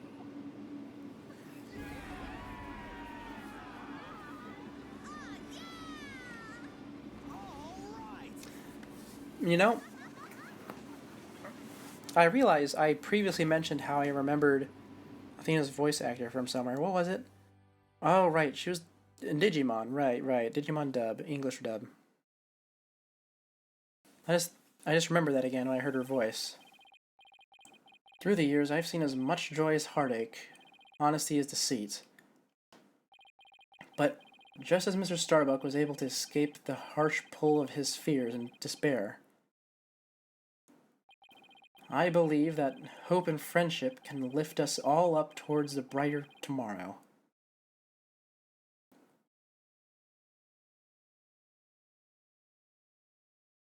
Oh, and there we go. There's our end screen. Okay. Do I actually have time to talk now? Not gonna have to do some voices out of nowhere? Wait. No, wait. No. Oh, there is special episode. I see it at the bottom. Yeah, okay. Well, I don't know why it didn't immediately stick me into that. Huh. No, don't do that. Can I go back up? Look over here. Was there a special episode for this I missed? No, there wasn't. That game really was just as short as I remembered. Okay. Well, we're not going to start the special episode today. Because the plan was, depending on how tired I was at the end of this, to either go into Splatoon or just end stream. And, you know, I gotta admit, I'm not especially feeling Splatoon at the moment. So, we're gonna probably just end here, yeah? We've had good fun. And now, we're gonna, as always, do a quick raid. So, thank you all for tuning in. This has been Seek the Scuffed. And I am, in about a minute, sign off. Go to this person. Be gone. They're playing the same game. Blink. There's something you should know. We Katakis are having what you might call a feud.